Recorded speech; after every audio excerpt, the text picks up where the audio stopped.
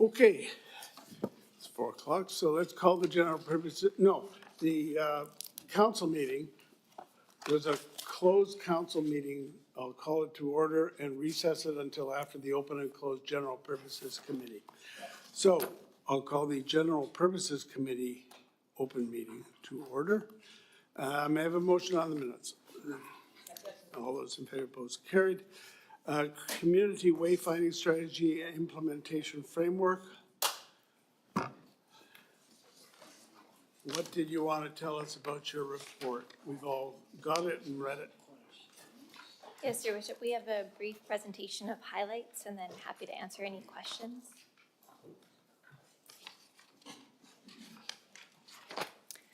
So as a quick reminder, the Wayfinding strategy is a tourism destination enhancement initiative. The development of the strategy was funded by the municipal and regional district tax, so the hotel tax, and with support from the city's tourism partners, Tourism Richmond and the Richmond Hotel Association. It has also greatly benefited from multiple rounds of public consultation. One of the key areas in which we asked for feedback during the most recent public consultation, which was on the draft strategy following council endorsement, was on the designs. We heard a great deal of support for the city's branding, including the warm and welcoming nature of these colors, which is what you see here. We've deepened the blue slightly for greater accessibility and enhanced contrast. That was a priority noted during the public consultation and also aligns with the council-approved guiding principles for the strategy. So here you see the full family of signs, including the vehicular and also pedestrian directional and directory signs, as well as the horizontal welcome ID sign. And then here you see the vertical welcome ID sign. So the vertical or horizontal options for the welcome ID would be deployed depending on the location. And it's anticipated that these would be further refined during implementation.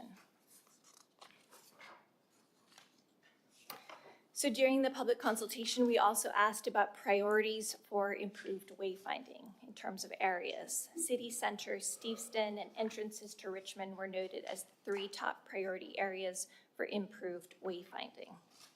While Steveston was an area of top interest, we understand that additional work and public consultation will be required there to ensure that heritage values are preserved and celebrated. So we've talked about the what and the where, now this is the how. So we've put together an implementation framework for how the strategy would be implemented over time. It includes a phased approach and key decision criteria for considering which area would go next. It's also anticipated that there would be additional community consultation as part of each wayfinding project that would be rolled out in that phased way. The strategy's guiding principles would continue to inform decision-making during the implementation process, ensuring clarity, accessibility, and discovery opportunities for residents and visitors alike. Here you see the decision criteria. So here are some sample decision criteria that would be considered in deciding which wayfinding project to roll out when and where. So pedestrian and transit volumes, tourism destinations, community interest, proximity to existing signage gaps, among others, would be used to decide which to recommend for consideration to move ahead. It would then be determined what types of signage and non-signage wayfinding elements and where, as well as the content required on signage to help visitors and residents navigate through the area. So in closing, in terms of next steps, there is an opportunity for an initial wayfinding project to focus on an area of Richmond that is both a high priority for the community and also enables testing of the designs and multiple signage types. This would enable also lessons learned from that initial implementation to be then used throughout implementation more broadly across the city. So city center is an area of potential opportunity, for example, the area around the new Capstan station. There are many other examples in city center that are possibilities as well and could be assessed using the decision criteria in the implementation framework. So I'll stop there and I'm happy to answer any questions. So you would come back with proposals for signed projects, but your aim is to get consistency across the board. Yes, Your Worship, that's correct. So The one thing I noticed on, for instance, on the entrance sign that we saw, it doesn't have any reflection of Island City by Nature. Was that left off there for a reason? Yes, Your Worship. So through the public consultation, we heard sort of mixed qualitative feedback about the inclusion of the tagline. So there was certainly support for the character of what is presented in the Island City by Nature. There were also some concerns noted about potentially cluttering or crowding the sign, especially as those welcome ID signs would be seen at a distance, moving quickly in a vehicle potentially. And so what we've noted in the package we brought forward is that there's a potential for additional community consultation before those are rolled out so that we can maintain both what the community would like to see and that guiding principle around clarity and accessibility. Well, from my point of view, I can see it on a small sign, not cluttering up with a bunch of more words. But on the entrance signs, to me, those words should be there. Okay, Councillor Liu. Yeah, thank you. And thank you for all the work you've done on this. I appreciate it. I noticed that in the questioning, you didn't ask them about what their preference was on that heads up versus north at the top of the maps. And so for me personally, I'm never going to support heads up. It doesn't make sense to me. It would be like doing my daily calendar with the evening activities on the top and going backwards in my mind. Whereas some people would say, well, the beginning of your day is at the bottom and it works up. That would be completely backwards to me, and I think a lot of other people who are old school and have used paper maps, that it's not going to work well for them having north anywhere on the map. Can you explain that? So what they're doing is heads up would be, if you're facing south, then the top of the map would be south. Oh, So if the map is on this aspect of a wall facing south, up here would be south, and that would be the And you're saying south, the south arm of the Fraser, and this would be the mountains down here. the nearest thing should be I'm saying at the top. the top, north should be at the top of the map. Oh. So if you pick up a map, no matter which way you're standing, north is at the top, Yeah. right? You don't flip the map depending upon which direction you're standing, right? So if What you're they're looking suggesting south, in that's here, the what they've nearest. suggested in here is the map would rotate depending upon which aspect of this stanchion Yeah. the map was put on. And I think that would be it would be confusing to you probably as well, right? So I think so. I think we want north at the top, or we want to make sure that we always put the map on the southern aspect of the stanchions. Maybe it's a good point. Maybe we could get a couple examples so we can take a look at it if this goes through right now, before it gets to council. Councillor Hobbs. Yeah, thanks, and through the chair. I take your point about the compass. I don't know, I think I might be interested to see the challenge people face in doing that, but I did want to echo the mayor's comments about the signage, especially on the entrance when it comes to our marketing or our branding, Island City by Nature, or even welcome. I mean, there was nothing on it, so I think that's something that we could consider a little further.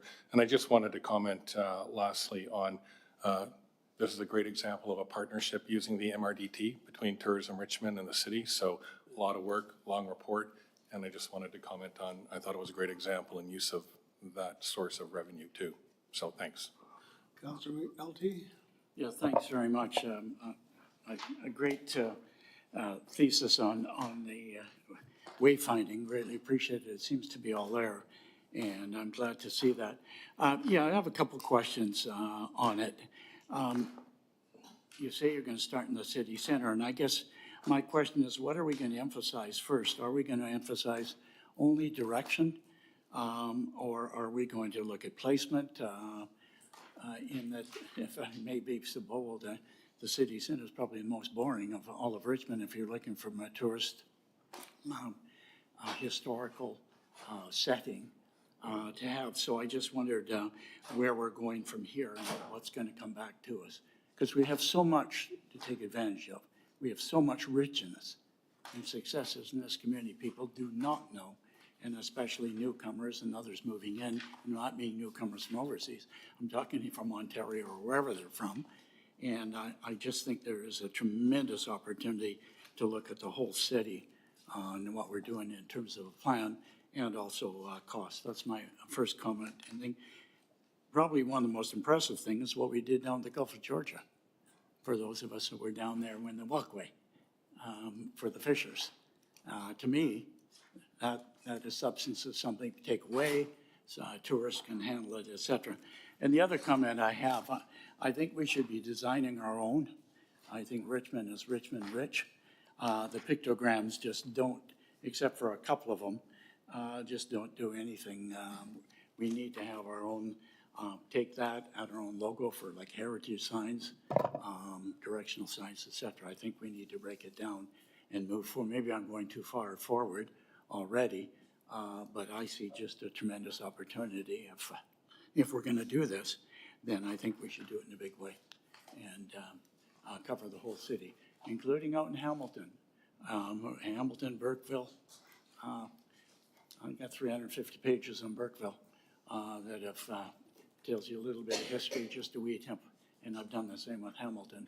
There's just so much there, and I just see it, Your Worship, to staff, an opportunity to move this along very quickly and on it and put a budget together and let's get on with it. It's great stuff. But we're going to get, every time you want to put signs in an area, we're going to get a report here and approve it. Yeah. Yes, Your Worship. So look forward to it. those kinds of tweaks can be done in due course. Councillor Wolf. Thanks, Your Worship. A bunch of rapid fire yes and no questions. Is Sea Island going to be included? So would these signs go on to Sea Island as well? Through Your Worship to Councillor Wolf, yes. So in terms of Burkeville on Sea Island, yes, that is certainly part of the planning considerations. Are the, through Your Worship to staff, a number more questions. Are the welcome sign areas determined yet? I didn't see them in the report. Like will it be where the existing Welcome to Richmond signs are beside the bridge entrances? Have you identified more places yet? Through Your Worship to Councillor Wolf, so yes, it is anticipated that the existing welcome signs would be the starting points, but as we go to implement that project, that could certainly be examined. Is it the right place? Are there others? That could be reviewed at that time. Okay, great, thanks. Next one, on page 82, 83 shows those welcome ID sign poles. It's a kind of a new concept, I think. First question there, it says that they're fixtures inside with openings with programmable, accessible LED RGB lights. And then they can be changed for different colors for events. So we often get a call from the public to say, oh, it's a celebratory event globally. We want you to put on orange lights on your facilities. If we don't have that color in the fork, can we still get to purple or some other color? Through Your Worship to Councillor Wolf, so that's certainly something we could explore during implementation. What you see right now in the lights on GP 82, for example, those are actually openings in the pole where you would see the light coming through. So at the time that we would bring forward the project on the welcome IDs, we could examine the full range of colors that you would want to have options for. What you see here now are the city's brand colors aligned with the rest of the strategy. So each of the openings will have a light that can actually display any color? Potentially, yes, Okay. depending on the colors that we put in there, yeah. Thanks. Next one there. It mentions, like you referred to it as a hotel tax, and in the report, there's no financial impact. Do you know how much you're working with here? What's the budget you're working with to do this? Through Your Worship to Councillor Wolf, so each project would be brought forward and costed out when it would be brought forward. There are a number of different sources of potential funding for the implementation of this strategy. So certainly the municipal and regional district tax or the hotel tax, as you said, is one of those. There may also be capital budget requests. There also could be grant funding that's put together. We have initial pledge from Tourism Richmond for support for initial project.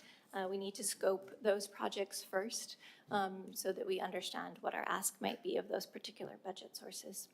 Great, thank you. And just a few comments then. Yeah, I appreciate in the report highlighting that you're coordinating with existing Wayfinding, the big thick beams with the park name wrapped around, the TransLink method, the Tourism Richmond just did the Fisherman's Walk in Steveston. So I think that's great. I also echo the support for Island City by Nature. I don't think the 4 words are too crowded to fit on the welcoming signs. And I also hope we can find use of the existing welcome wooden signs. I do know they're peeling. You can see the surface of them starting to peel a little bit, but that's still great quality wood that can hopefully get utilized for some other city welcoming sign, the nature park, or some other place could use that. And so hopefully it's not turfed or put into a burner somewhere. Thanks. Yeah, those signs have been refinished a number of times, basically every year or every other year. Councillor Galanders.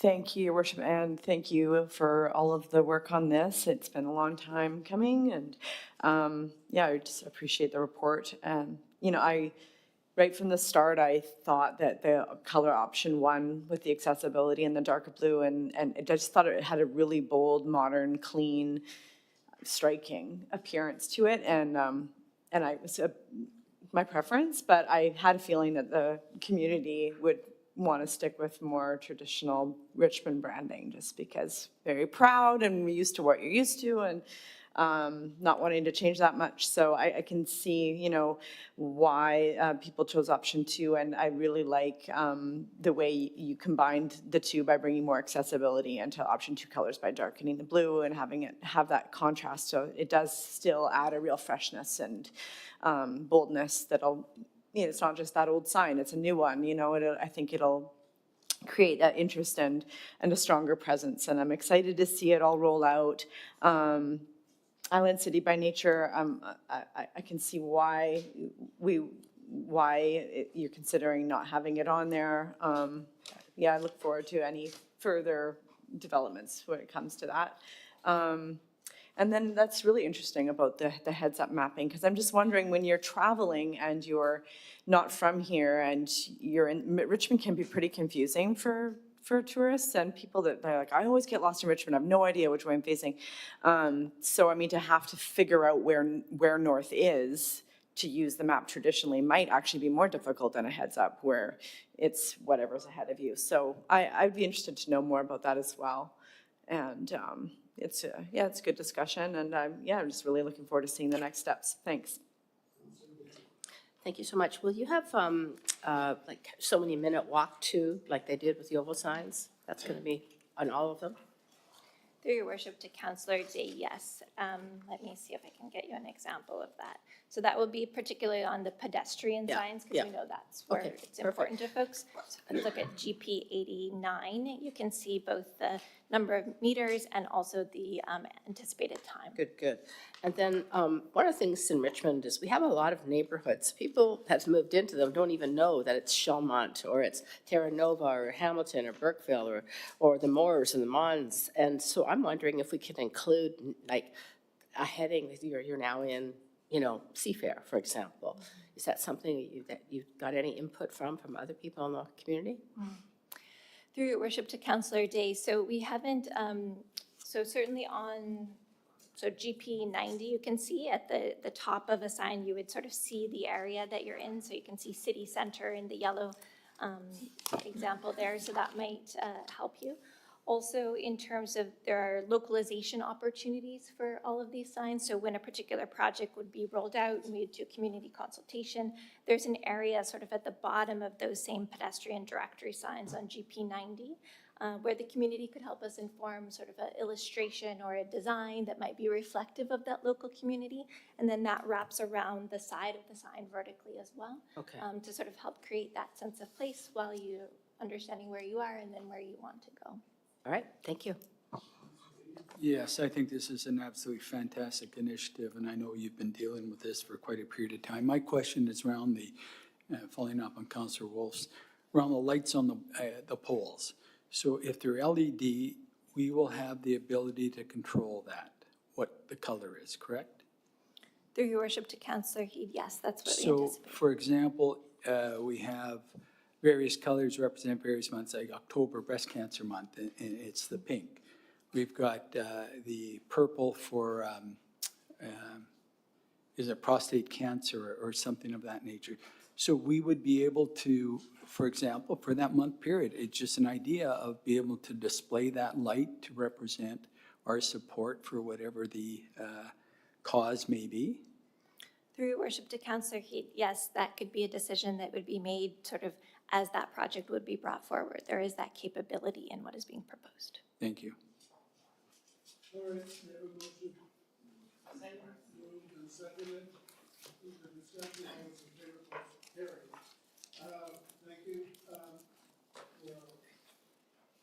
Turn my mic on. Second one is the application for a new lounge area. Sorry? Mark, anything to add to your report? To your worship, I have nothing further to add, and I'm open to questions. Okay, Councillor McNulty. Just a quick question, I'll support your recommendation. Have we had many applications to increase the hours beyond 2 o'clock? Is there one or two, or is there a whole group of applications out there wondering if Richmond would increase from 2 o'clock, say, till 3 o'clock in the morning? Through your worship to Councillor McNulty, we haven't had a tremendous number of applications, but over the years we have seen a trend of increase, but it's still, the absolute numbers are relatively low. Okay. And has the Liquor Control Board, I know it's not, I will support it, any stance on it in terms of increasing it, learning from other cities that do have it? Through your worship to Councillor McNulty, they haven't expressed any concerns on it. There is a database which staff have looked through and given some analysis to, and our numbers are roughly in line with the provincial average in terms of locations that are open, liquor primaries that are within the 2 o'clock maximum time frame. As you may be aware, there are a limited number of businesses that are on the secure side of the airport that are beyond that 2 a.m. deadline. The other question I have in number 8, I went by the place yesterday and walked up to it. And capacity for 30 occupants, is there any regulation of distance between tables and that kind of thing? You know, it's not exactly a big place over there. You got the food bank, kitty corner, about 2 doors down. You got the recycling across the street and a few other things. So I'm just, you know, questioning. I appreciate your stance, but I'm just wondering that their viability. Through your worship to Councillor McNulty, right now the business operates tours from 1 p.m., 2 p.m., 4 p.m. time slots up to a capacity of 30 people. This particular area, though, would be the lounge area, and it has passed our building inspection. The structured floor plan will also have to pass the LCRB's inspection process. So at this moment, there's no concerns. And it also has gone through police and the Richmond Fire Rescue as well as checks. Well, it'll be interesting how they pan out when they come. Thank you. Councillor Heath. Yes, who are the proprietors behind this? Is it Paul Doroshenko? Through your worship to Councillor Heed, Mr. Doroshenko is listed as the principal. The owner is listed as Romana Investment Limited. And our ability to look beyond the beneficial ownership structure is, of course, it is still an ongoing concern for staff in the sense that we don't have access to that database, but I understand the province is putting together an accelerated program, hopefully this year or maybe next year, to bring out that beneficial ownership registry where staff will be able to actually verify who are the owners behind it. So we can't look into a company, a registered company in BC and find out who the directors are? Through your worship to Councillor Heath, the director information can be uncovered, that principles, but it doesn't necessarily equate to beneficial ownership, which is, of course, usually typically 25% of the overall shareholder structure. So Paul Doroshenko is the key person. Well, we all, I think most of us know Paul, so I think he's a straight up guy sometimes. Thank you. All right, I have a motion. Second. Oops, just a minute. Moved and seconded. All those in favor, opposed, carried. Supporting food security organizations, et cetera. Alex, what do you want to tell us in addition to the report? Good afternoon. I have nothing further to add, and I'm here to answer any and all questions. All right, Councilor McNulty. Yeah, thank you, Your Worship, and through you to staff. Are we reducing the total amounts of monies available? We're at 30,000, is that not correct? Through the chair to Councillor McNulty, the recommendation is a reallocation of funding, so there would be no net loss. But, so we're at 30,000. I thought last year at a meeting, I'd suggested we try to increase this amount in this area to up to as much as 50,000, and I'm just wondering why we have not increased it. Is there no need for it at the moment? Through the chair to Councillor McNulty, the organizations that have applied for the supporting food security through community events grant have also applied to several other grant streams. The overall funds that contribute to the city's grant program, the revenue from gaming is diminishing year over year. So at this time, we cannot make a recommendation pending your alternative, motion to add more money to the grant stream. Okay, no problem, I appreciate it. What's the downside of not having the second group by dropping one as opposed to keeping both? What's the downside? Or the upside? Well, if you don't fit in one category, could you fit in the other?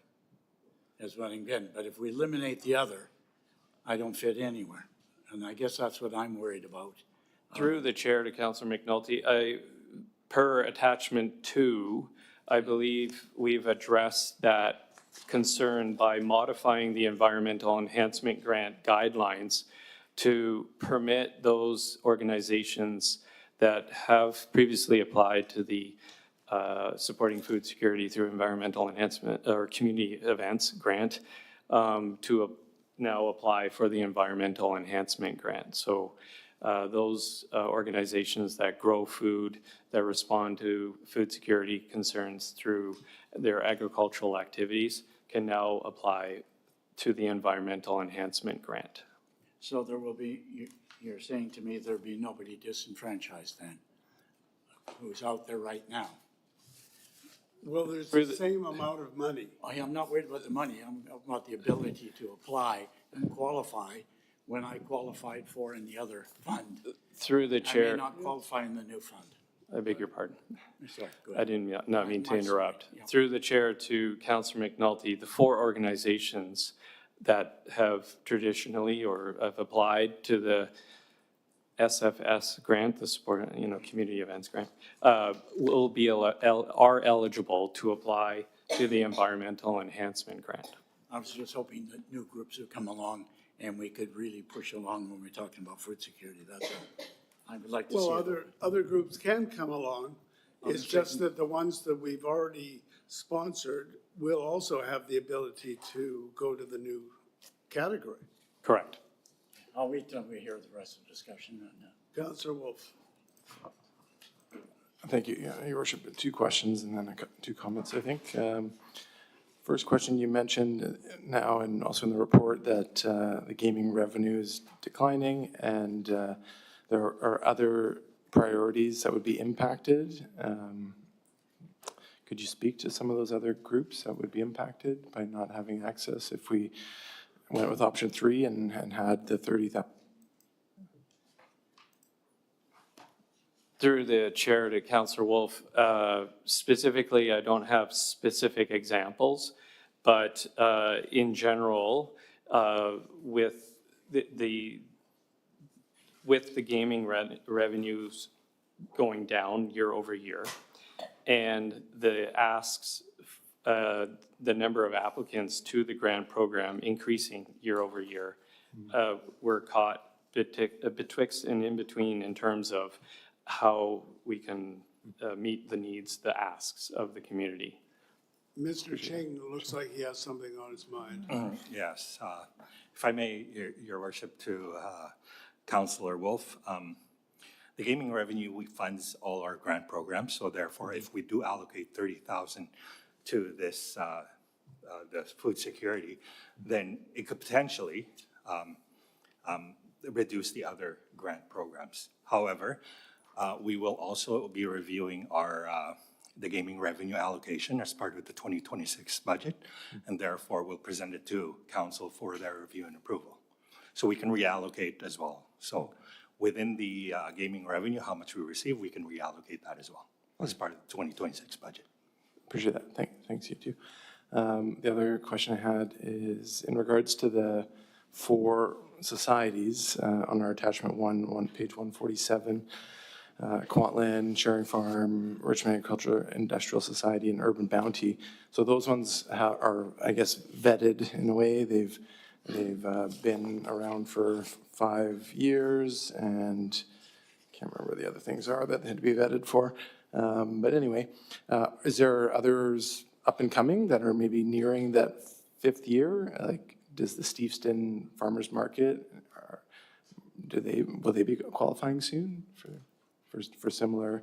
And I just worry because if we're only allocating 30,000 for supporting food security related projects, these 4 are going to eat up 20,000 of the 30,000, and that if there's 2 more groups that come online next year, there goes the whole 30,000 right away. Do you know if there's others that are close to being in this group? Through the chair to Councillor Wolf, we have not identified specific groups. It's my understanding that the Richmond Agricultural and Industrial Society run the Steveston Farmers Market. And with respect to them coming up to 5 years, these applicants are welcome to apply every year. As part of the grant intake process, every year we have media campaigns. We let the community know that there are opportunities to apply for grants. And should the council approve this direction, we would let the grant recipients, past and future potential applicants, know that of this change. Okay, great, thanks. One follow-up question on that, through your worship. So if there's a homeowner on River Road, let's say, and they got approved to put fill on, and then they were going to do garlic or something on top of the fill, and they haven't been able to get the fill, they're not a society. What would be the max they would be able to apply for to, let's say, enhance the peatland and the bog forest that is currently sitting on the land while they wait to see if they can get fill? Like, could they only apply with the changes that are recommended today for a 500 environmental enhancement grant to enhance the ecological features of their peatland farm? Through the chair to Councillor Wolf, per GP 149, individuals are eligible to receive up to $500, and not-for-profit societies engaged in urban agriculture or food security related initiatives would be eligible for up to $5,000. The key distinction being individual versus a not-for-profit society. Great. Yeah, and I just can see that if there's 10 of them in a row that are there right now, that if they kind of went together to apply individually, there's another 5,000 that I could see could go to support the environmental enhancement of the existing uses of those properties. My last points are, I just want to make here, I don't know if anyone else is going to speak, maybe one more. I'm more in support of option 3, and the 2 other reasons for that is with the official community plan that's going on right now and the major component of the environmental enhancement directives.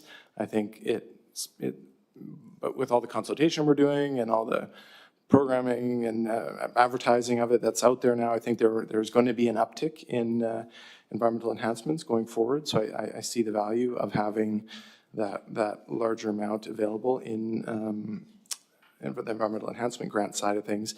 But I also see it in the parks side. So at the Parks Committee last month, we had a presentation from a local doctor about the microplastics in our body and in our environment and the need to do more reuse at our events.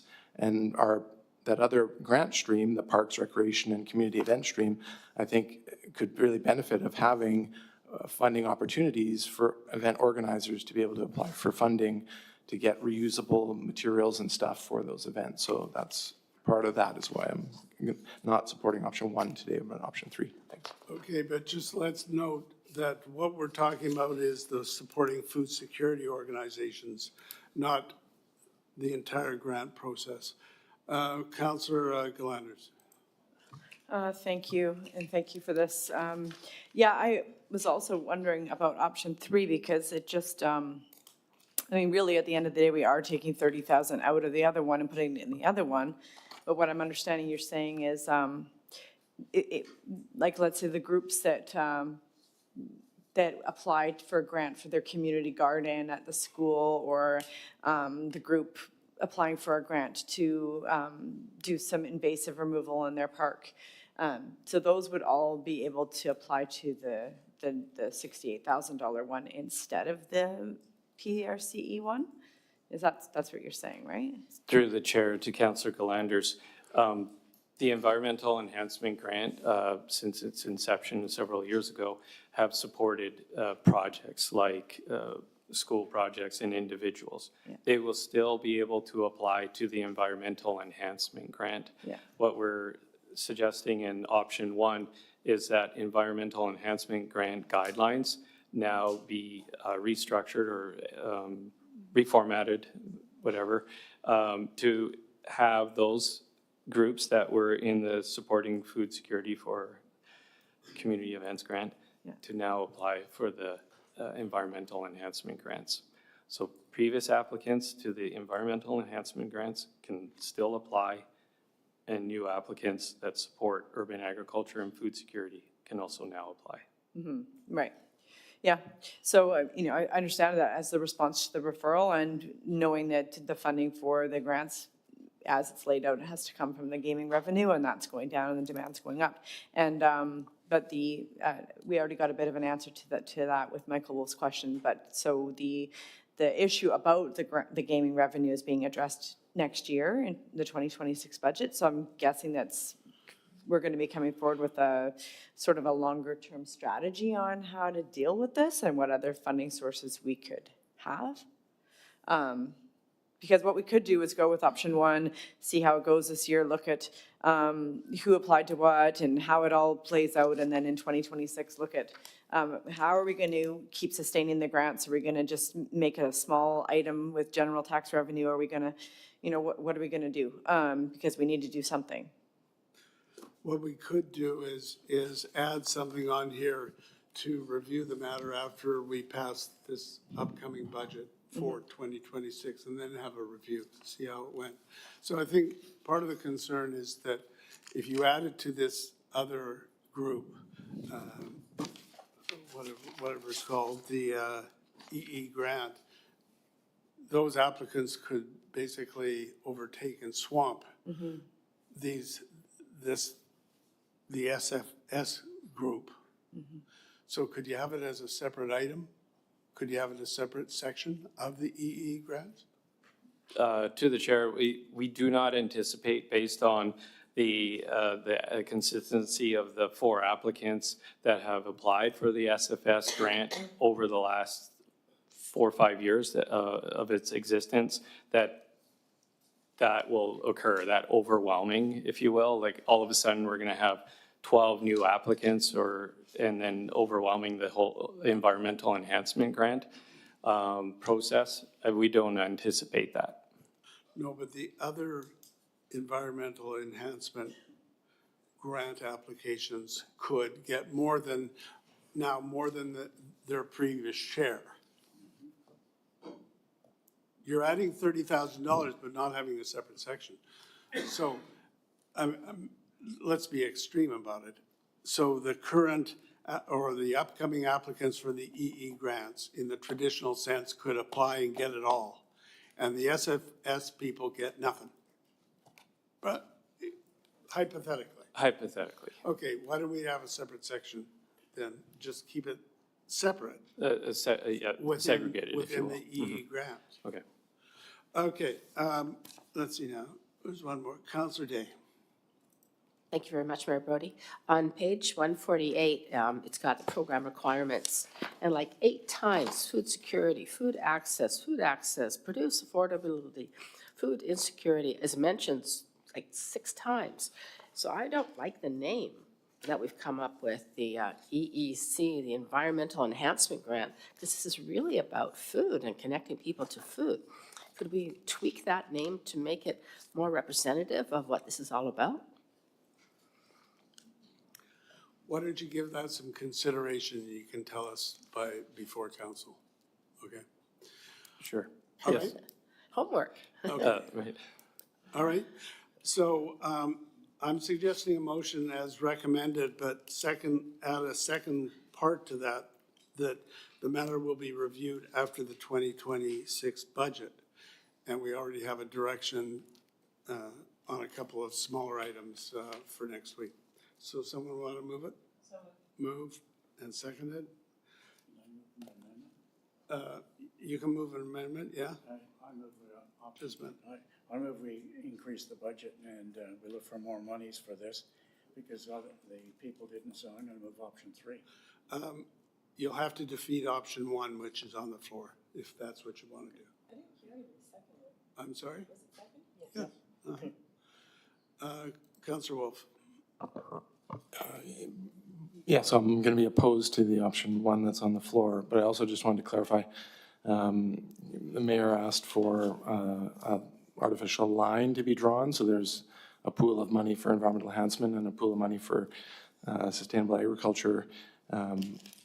Would that not need to be an amendment to option 1? Because that seems like it's quite a severe change to it. Well, the amount is $30,000. Let's see, as outlined staff report, option 1, be approved on the basis that the monies previously allocated to the SFS grants would be separated from the balance of the EE grants. Okay? Okay. So someone want to move that amendment? Moved and seconded. Okay, on the amendment, to keep it separate. All those in No, favor? can I comment on that? Yes? So I don't support that amendment because I see in the terms of reference that staff have highlighted here with the red text, I think it's already embedded into the potential change being option 1 or option 3, that it can be at staff's discretion to figure out that if there's one side of the funding hits the line, but the other side is not fully used, that then there's room for them to move and allow for more grants to go into the other side of the pool. So I don't think we need the amendment. That would have to be, that provision would be changed then based on the resolution that is proposed. So on the amendment, Councillor Day, is it on the amendment? Okay, all those in favor of the amendment? 1, 2, 3, 4. Okay, those opposed. It is carried with Councillors McNulty, Day, Heed, and Wolf opposed. All right, Councillor Day on the main motion as amended. Yeah, I would like to move that we switch it from option 1 to option 3 because No. we're talking food security here. No, And- no, no, you have to defeat what's on the floor. Okay, I will not be supporting option 1. Fine, fine. Well, it's not already passed. The amendment passed. So I'll call the question. All those in favor of the motion as proposed? Okay, so it is 1, 2, 3, 4. Okay, those opposed. All right, so that is defeated. Councillor McNulty, Galanders, who else? Day, Wolf, and Heed were opposed. All right, so then I'll take another motion. Move option 3. Okay, I think we've batted it around enough. I still think we should have that second part to review it after the budget. Okay, so it's option 3. No further discussion. All those in favor? Those opposed? Okay, so that's carried with Councillors Liu, Hobbs opposed. All right, that brings us to the Community Excellence Awards. Lisa, anything to add to your report? Moved, is it Chair, nothing seconded? to add to the report. Anything to add? Okay, I don't see any comments. All those in favor? Any opposed? That is carried. Next one is referral response housing as a human right. Anything to add to your report? Nothing to add, Your Worship. Okay. Councillor Day. Thank you very much. I think this is kind of a no-brainer, but I had a question. We're talking a lot about housing and getting people into housing, but there's no mention of people who are unhousable.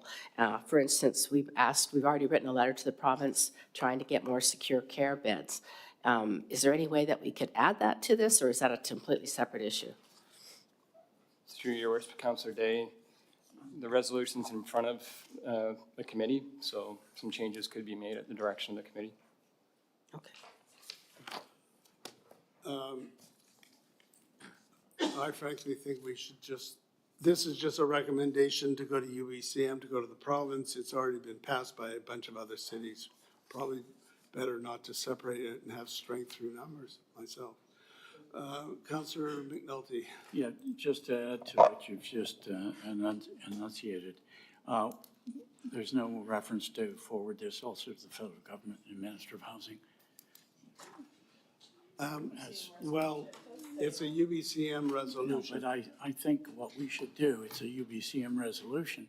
We should also inform our MLAs, MPs, we are sending this forward for more traction in this if we really believe in it. Didn't, If we wait just to sit the UBCM in and what those are like. hasn't the federal government already made that resolution that it's a basic human right? Yes, they have, yeah. Yeah, so it So should, let them know that we are doing it, our two MPs and our MLAs, that we're taking the stance. all right, so we can have Collectively, a we're copy. stronger. So we can add copies to the local, to the MLAs and the MPs. Okay, can I have a motion accordingly? So move. And that includes with the copies of the MLAs and MPs. Okay, all those in favor? Any opposed? That's carried. Brings us to the matter revolving around the Richmond Olympic Oval. That is Councillor Heed. You want to tell us about it? Oh, sorry, just a minute. There you go. Thank you, Mayor. This has turned out to be a controversial item, as you can imagine, given the fact that there are changes and reforms that I'm going to speak about in a moment, but I just want to take an opportunity to compliment the current board, and I noticed in our audience that we have some current board members there. And we also have a former board member there, and I want to thank them very much. And certainly what I'm bringing forward as a motion is not going to take away from all the work that has been done by the directors that council has put on the Oval Corp over the years. However, I am going to talk about a few things, and I'm just going to read the background, and then I'll put in 3 points of a motion. And this does not come from me at the light of heart. There's a lot of delving into this particular issue for the last 2.5 years with respect to some of the problems, in my opinion, regarding it. So I'll just read it. The Richmond Olympic Oval stands as a testament to Richmond's legacy from the 2010 Winter Olympics, embodying both athletic achievement and community spirit. However, beneath its impressive exterior, there are pressing calls for reform. Rising concerns over the financial burden on Richmond taxpayers due to the Oval's corporate-like governance and ongoing debates about its management have prompted discussions about restructuring and capping the city's financial support. And to better understand the Oval's current situation, here is a snapshot of its financial landscape, and I think this is very important to take into account when I bring forward the motions. Annual tax exemptions as mandated by the province. Municipal tax exemption, 1,392,826. Provincial tax exemption, 1,284,163. Other exemptions, 430,628. Assets and liabilities as of March 31st, 2025. Financial assets, 22.3 million. Non-financial assets, 14.1 million. Financial liabilities, 13 million.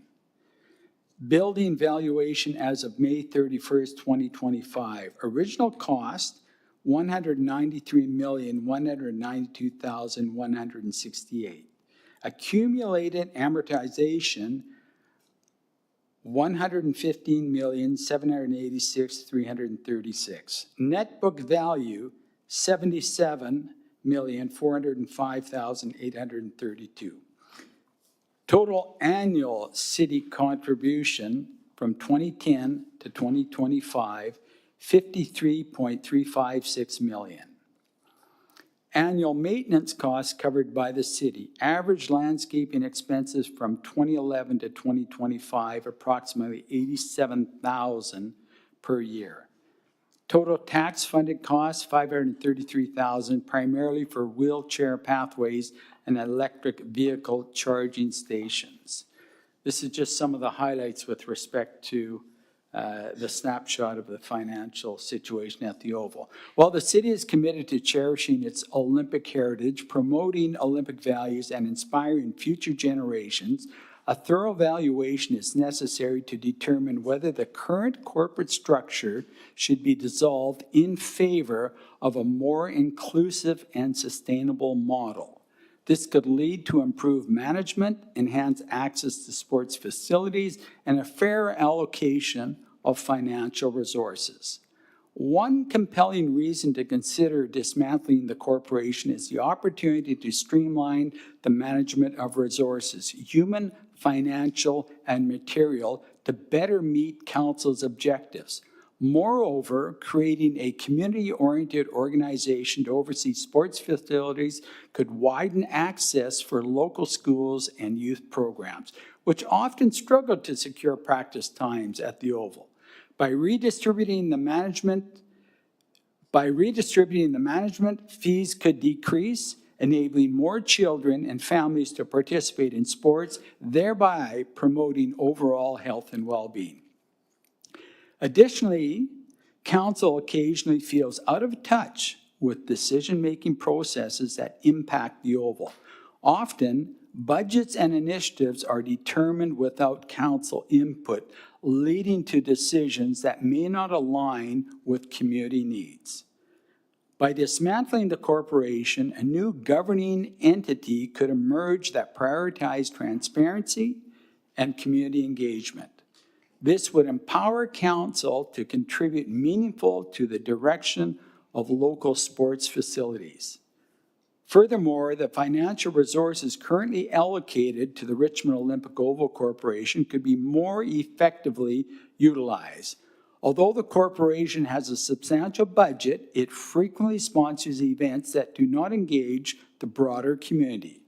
Readdressing some of these funds towards local sports initiatives such as after-school programs could offer children safe, healthy activities while fostering values like teamwork and resilience. This shift could enhance community cohesion and nurture local talent. Reevaluating the structure of the Richmond Olympic Oval Corporation offers a chance to create a more inclusive and efficient management system for local sports facilities. By enhancing transparency, expanding access, and reallocating resources, the community can thrive in its pursuit to active and healthy lifestyles. The corporation has fulfilled its role in the past, and now it's time to honor its legacy while paving the way for a vibrant future that serves all residents. And I'll make the motion. Don't make the motion yet. We're going to have a discussion about this first. Okay, then just let me finish off. There's a wealth of documents that have been provided to all of council with respect to something, and a lot of them are marked confidential, so I don't want to get into that, but I really encourage us to take all of this into account when we're debating this motion. Thank you. All right, we're going to go to, we have at least one delegation. There might be more delegations in the audience. So Mr. DeZita, if you want to come forward.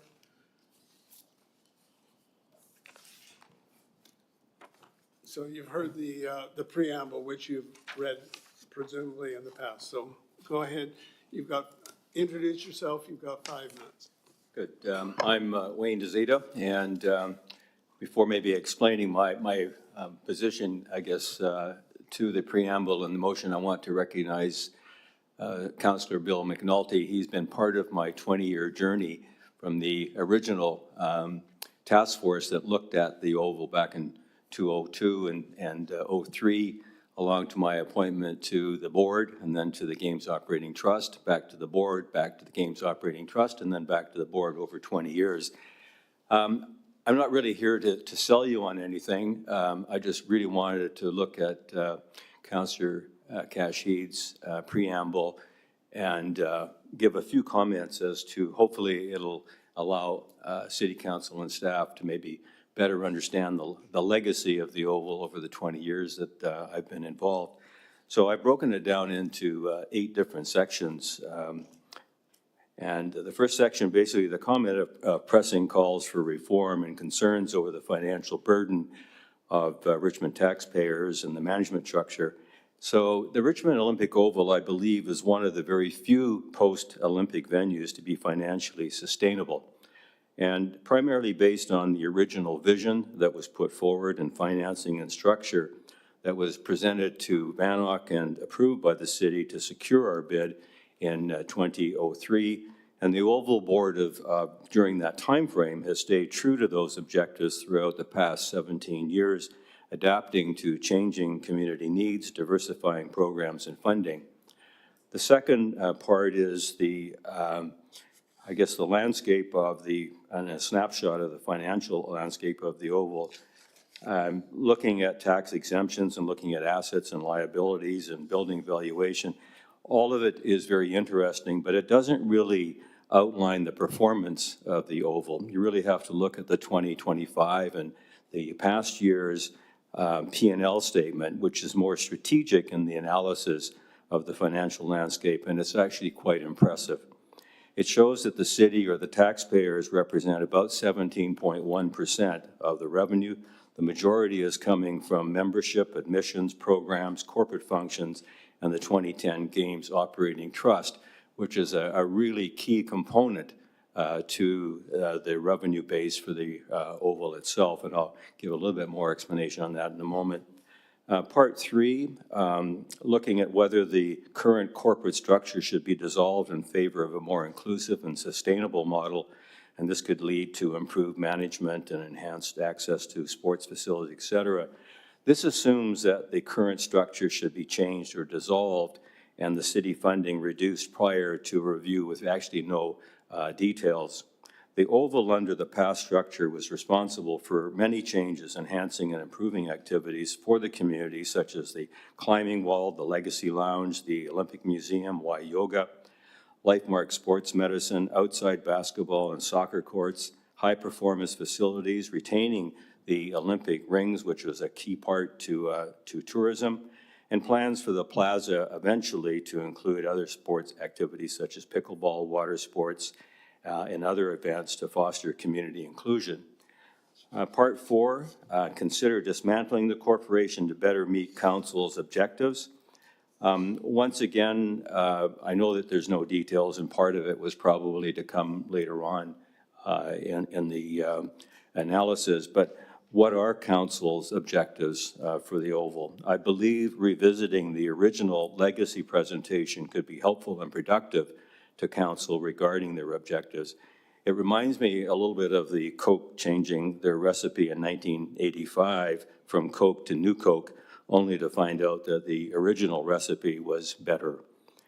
5, council occasionally feels out of touch. Dismantling the corporation would empower council to contribute meaningful to the direction. Looking at, I guess, revenue outside of the traditional sources, and then obviously creating a more inclusive and efficient management system Well, one of the key components that we learned in looking at ovals, and we looked at about 8 of them prior to making our presentation, is that non-traditional funding was really key to sustainability of the oval. And that obviously includes things that do not include the memberships, trade shows, Life Mart, restaurants, et cetera. As far as feeling left out, or out of touch, I should say, obviously the CAO was part of the oval through the entire journey.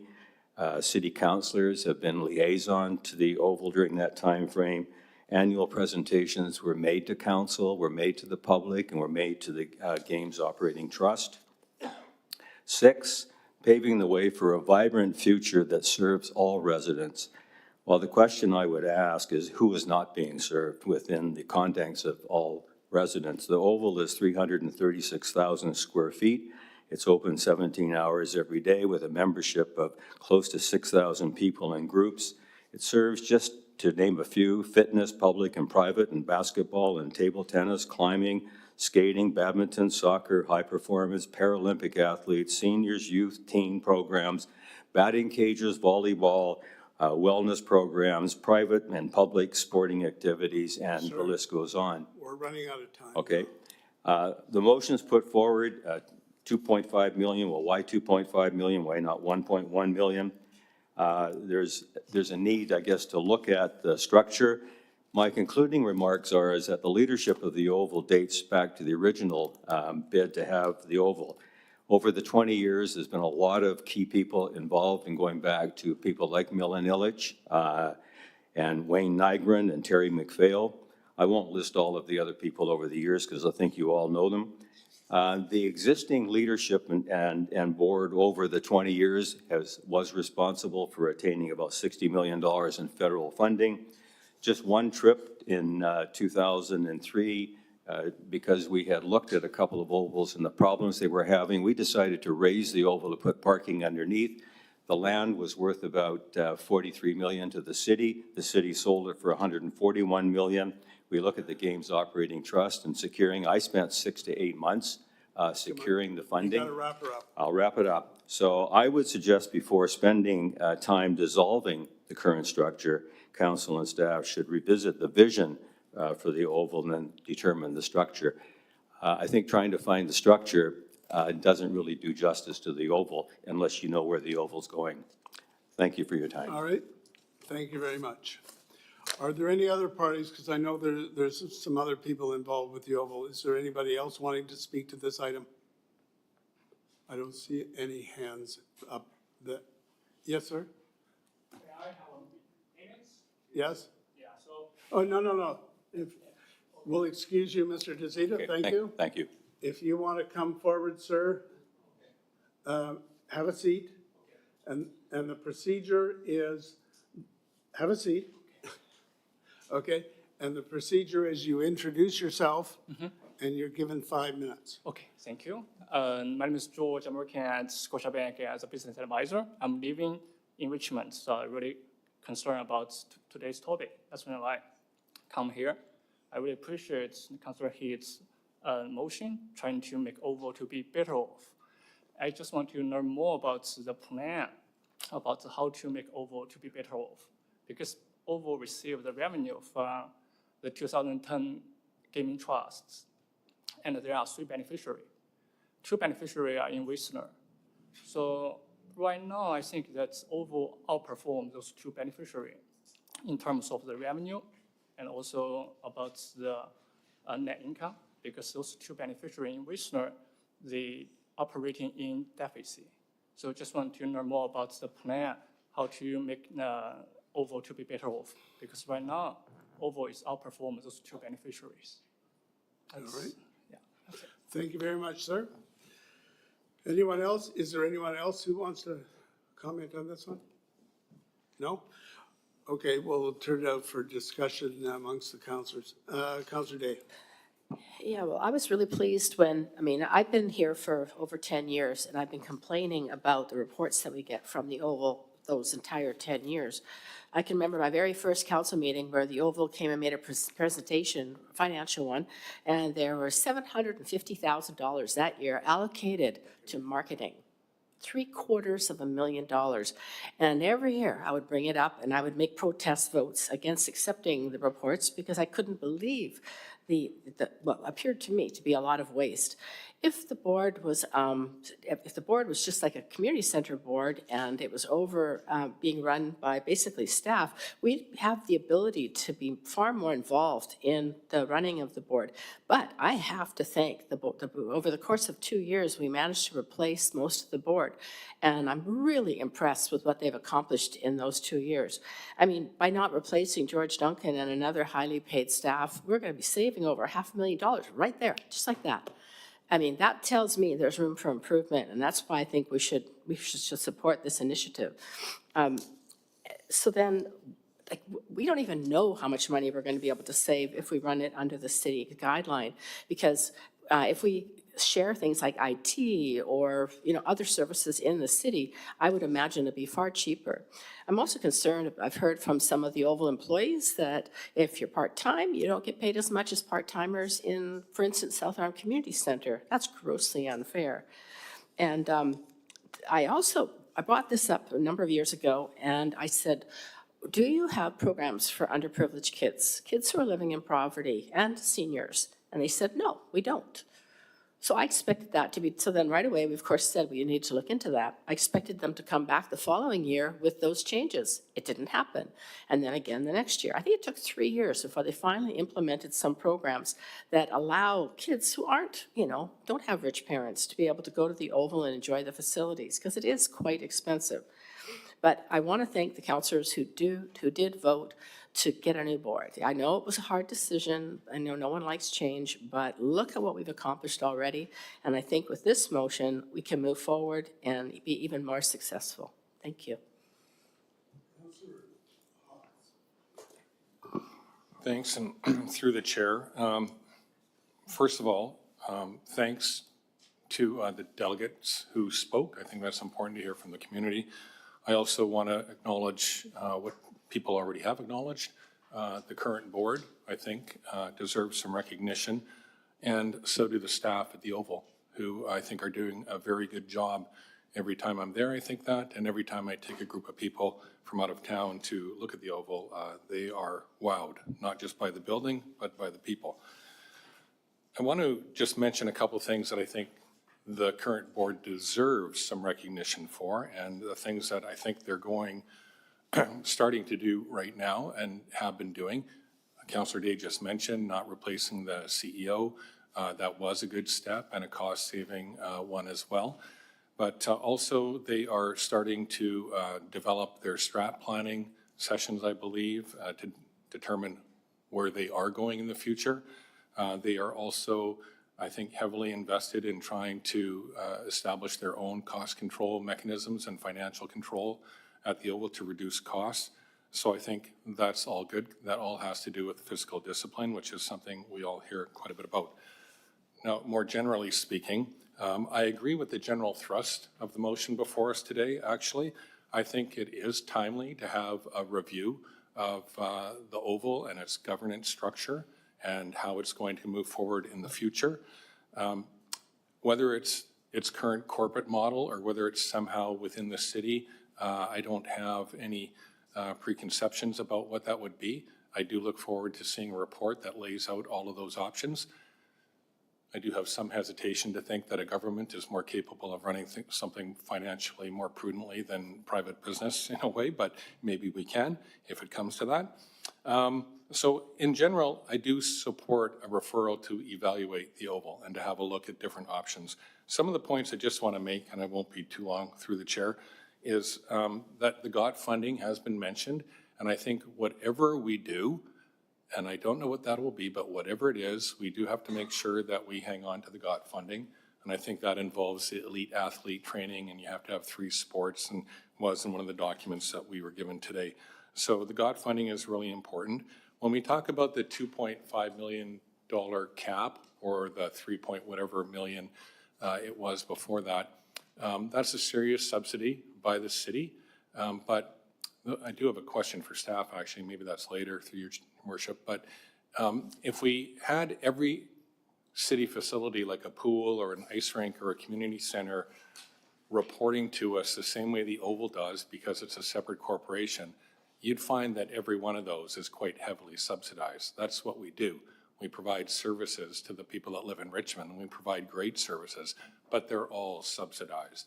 If you want to look at one other one that reports independently, you can look at the library, and its subsidy is over $12 million.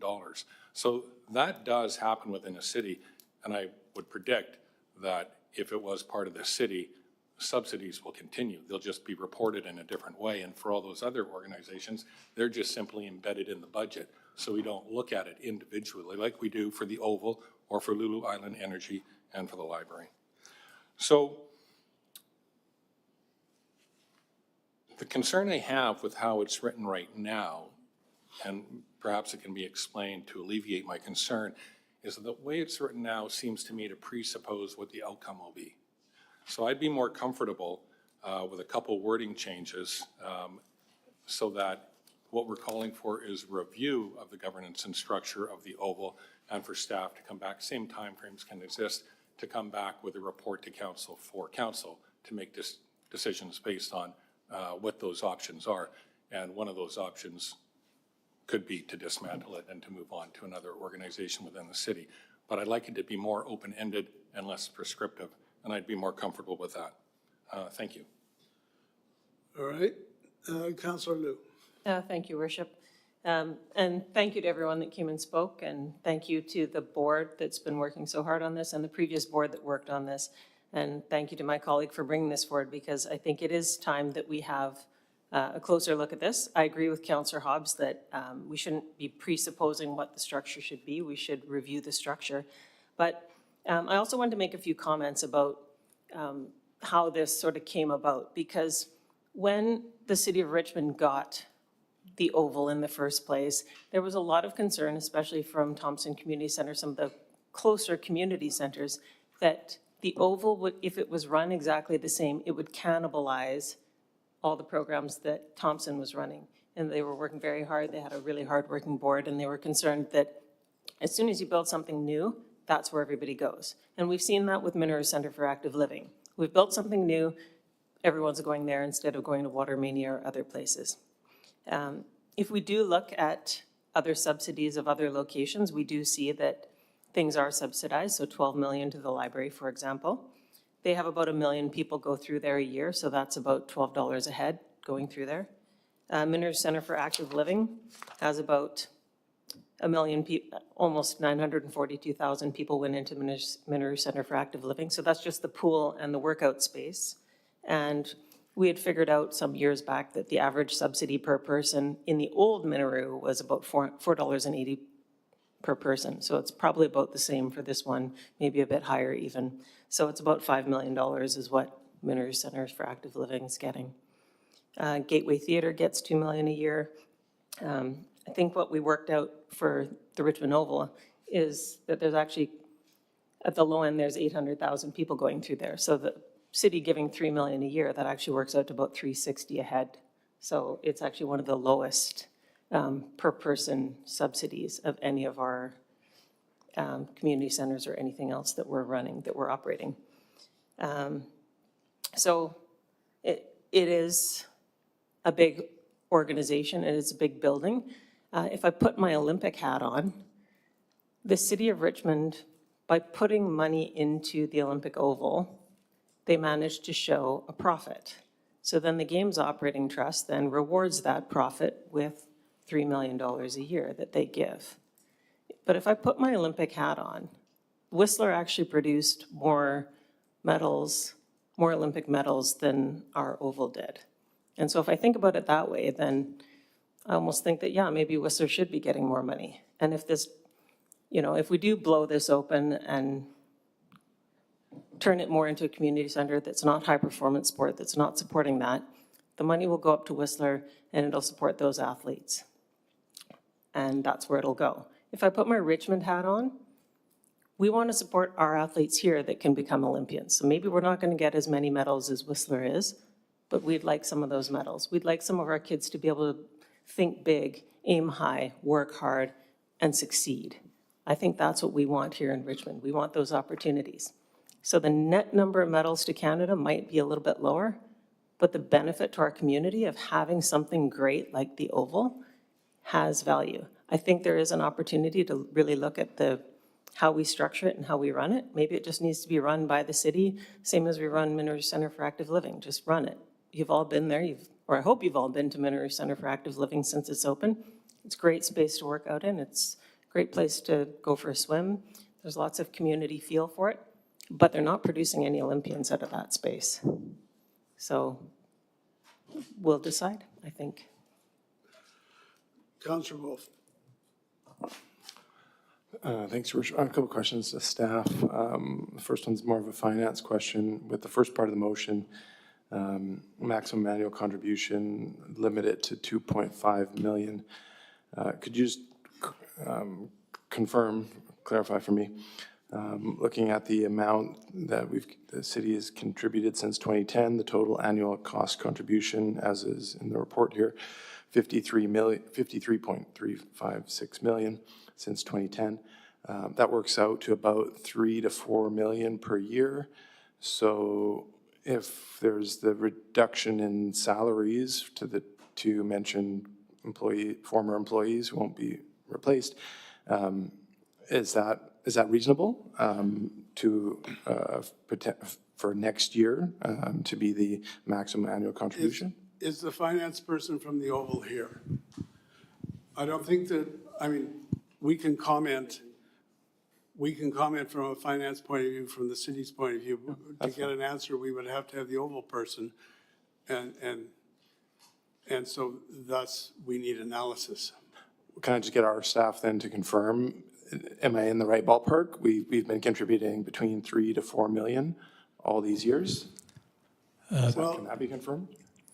Through the worship to your worship to Councillor Wolf, that is correct. The average is approximately 3.5 million a year.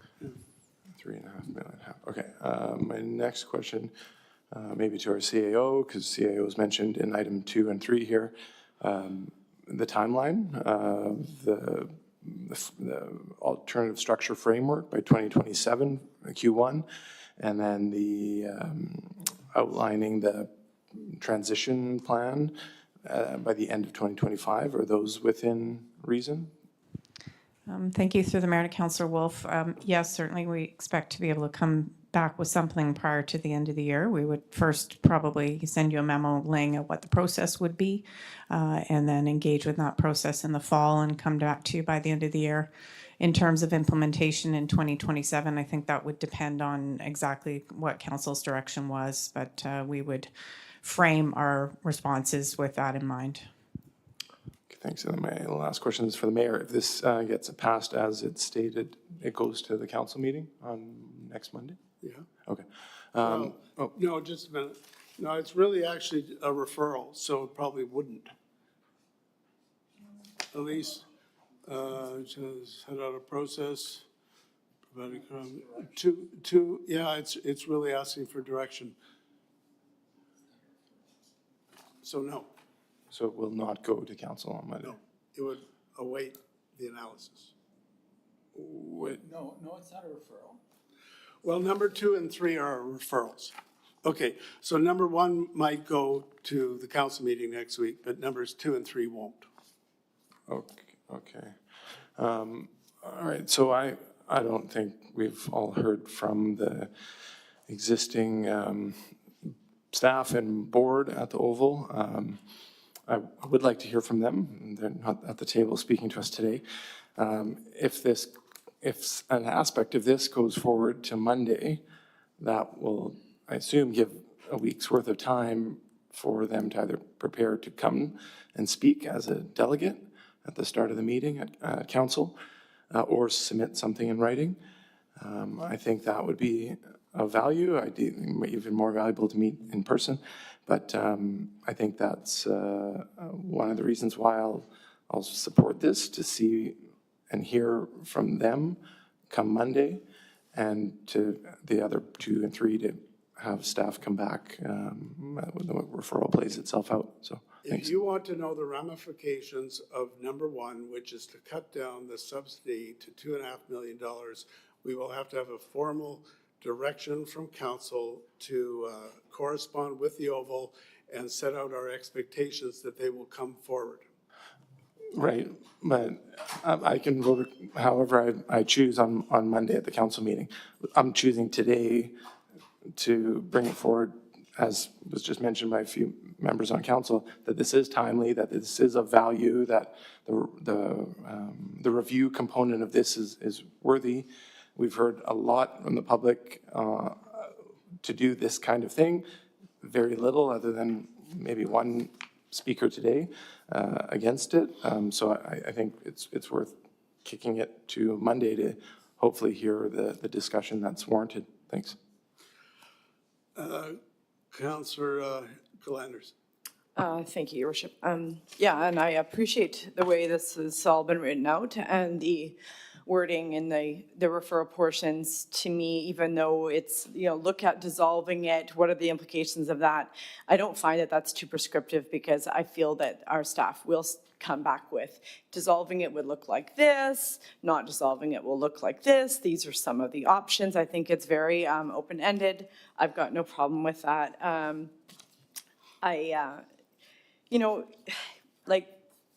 I think this is very timely, and I think that a lot of us are on the same page that, something has happened, right? There has been questions about large oval salaries and spending. There's been questions about the gift card spending, and maybe there's more. Not at the Oval. Maybe there's some of that at the Oval too that we don't know about. We don't know, but okay. We don't have detailed itemized financials from the Oval. We never have. So we don't know. Something has happened, okay? And for many years, as a person who was not on council, coming to council meetings, I would see residents show up, give their speech about the Oval and how it's not transparent enough, and some councillors saying they wanted more information and want more transparency, and other councillors defending the status quo. It's been a subject for a long time. And I think that reviewing this new council, reviewing this, looking at new ways to bring this forward to the next, decades to come for Richmond, then we'll be able to move forward all on the same page and with a positive, outcome. Because what had happened with the corporate structure set out the way it was, with a board of directors able to have George Duncan leave as the CAO of the city and be the CEO of the Oval for almost the same amount of money as he was making to run the whole city, even though he had stated in an interview previously that only 10% of his workload as CAO was involving the Oval. So for 10% of the work getting the same amount of money, that's a huge, over 2 years, over $1 million. So I think that this move of reducing it to $2.5 million is a good faith. It's showing the public that we are taking action about that $1 million. That was a ridiculous salary. And we are making it right by reducing the funding. And as other councillors have mentioned, by not having the CEO position at the other position that was also eliminated, they're going to be saving $500,000 anyway. So, and I think that, through the review, when the board will come forward with their budgets and things they want to do, if they show, we actually still need $500,000 in order to do this, this, and this, then we'll be able to look at that. But this is putting it into motion that we're reducing the funding. Some of the other comparisons, I take notice of comparing it to the library. So comparing the subsidy to the library is free for every single person in the city to use. And people from other cities aren't coming in to use our libraries. It's for Richmond residents. Our community centers are mostly used by Richmond residents. I don't know, we know that sure 800,000 people go through the facility of the Oval, but I don't know how many of those are Richmond residents and how many are from out of town, from Vancouver or wherever. So I would like to know more metrics on that. How many Richmond residents get to use it? Because, my son loves the Oval, and I want to continue the high performance sport and creating excellent athletes. And we know that our GOT funding is given to the city. It is not given to the Oval Corporation. So it's not going to affect that. I want to see it remain high performance. The climbing wall at the Oval, they change it every once in a while so that the athletes can continue to improve and get better. I mean, it's phenomenal. But the cost, I mean, my other son likes to go to the pools and the pitch and putt, so it's $29 for the entire summer to use every facility, whereas the best deal I can get for my son to use the climbing wall at the Oval is $48 a month. $48 a month versus $29 for the whole summer.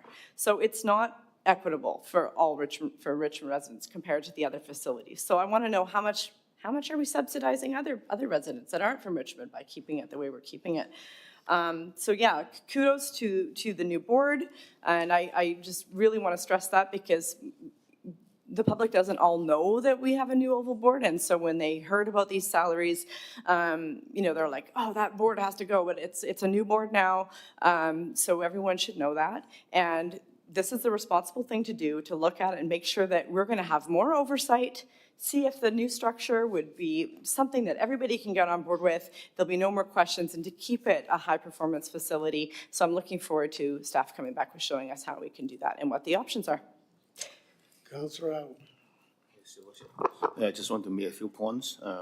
First of all, I will say that as a citizen of Richmond and also as city councillor, I'm proud of the Richmond Oval. It's a wonderful facility and it serves very successful operations. So when I have friends, visitors coming into Richmond, this is a place that I bring them to and show them around. So I think, it's really the jewel of Richmond. And the second point I want to make is that it brings in many benefits, which other organizations or facilities cannot and do not provide, such as, we bring in top-notch athletes into this, into Richmond. We bring in world-class games, competitions into Richmond, and its benefits could be intangible, not in money terms. Making Richmond well-known in the world, and the financial impact of the tourists that come is also hard to measure in a positive sense. And thirdly, I think to compare this with a community center is unfair because different facilities serve different purposes and they have different client groups. And the fact that we have so many community centers providing free or low-cost facilities, services and programs, really tells us that people in Richmond are taken care of. It's not that for those people who cannot afford the program fee in Oval, they have nothing to do or nowhere to go. And it's already been mentioned that over time, Oval has made change, even from the beginning. Talking about the 75%, the high costs of marketing. And I believe that, in the beginning, for any new facility, they need strong promotion, and that could be very costly. And over time, it comes down. And also mentioned by many of us that, yes, they are making changes. Some from themselves and some by the city. So it proves that it can make change over time. It's not that this organization has not been able to reform and make improvements. And finally, I want to say that do we need to take another look for the operation and for the governance? I say probably yes, but at the same time, I think we have to look at the options. We don't know, everything about the operation right now, and we know that there are different governance model. So if we are going to examine the operation and the governance model of the Oval, I think we need to take a more comprehensive view. That's why I have difficulty in accepting the suggestion that, let's set the maximum annual contribution at 2.5 million. Why not 3? Why not 2.5? 1.5.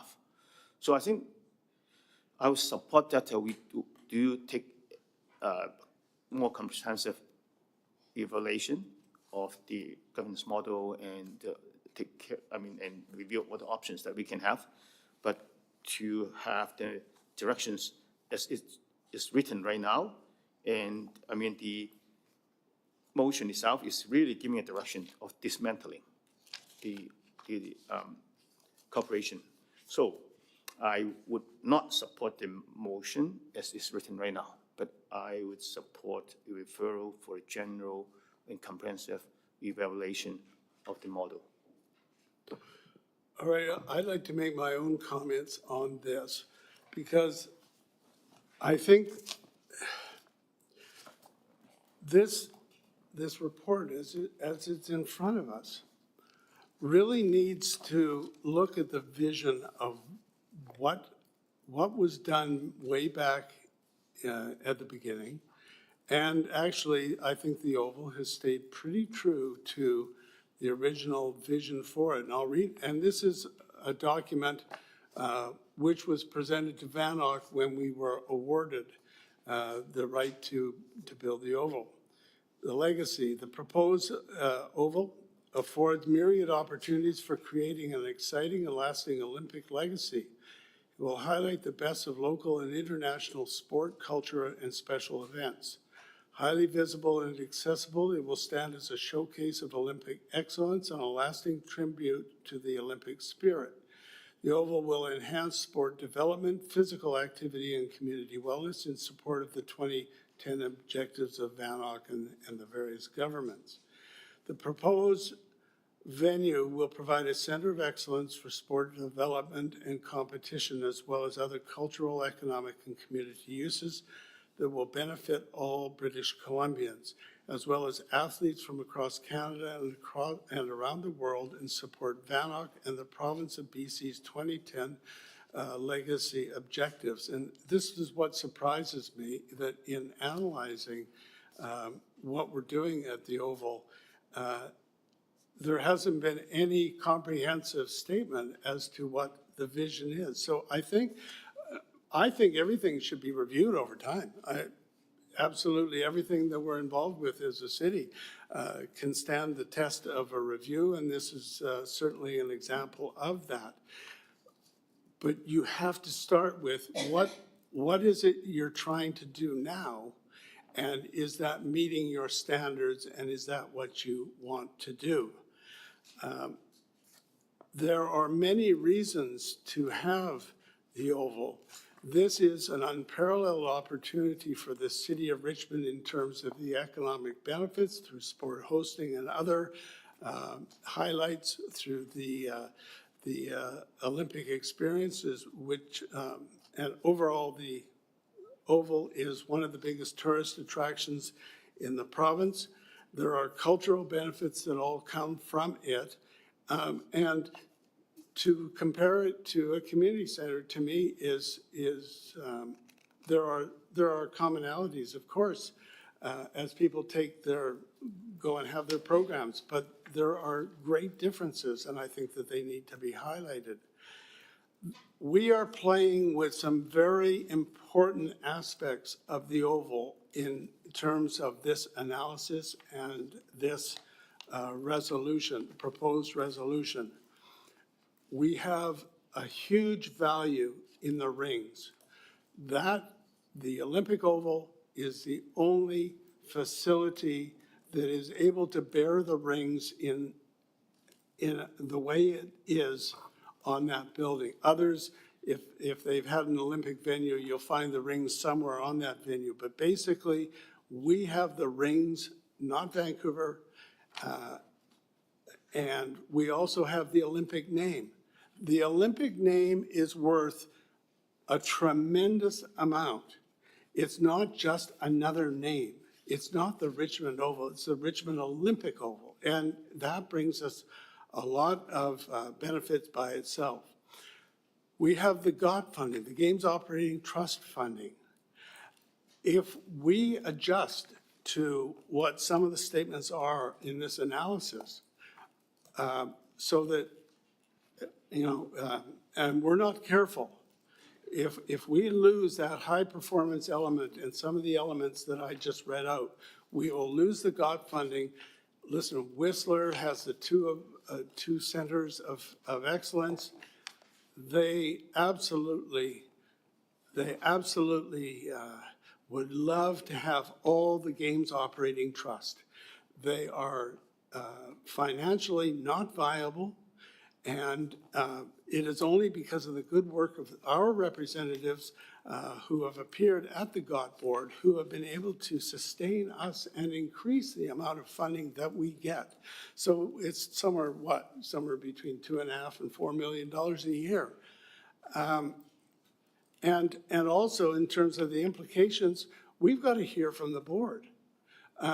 This council has chosen to basically replace the board that was there.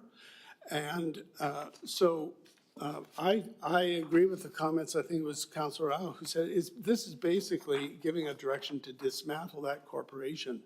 And it's a great statement of a lack of confidence in the current board that is there to consider this route. And also, in terms, if you're looking to reduce the subsidy, I'm not saying you should or you shouldn't. What I'm saying is you need to know the financial implications of what that means.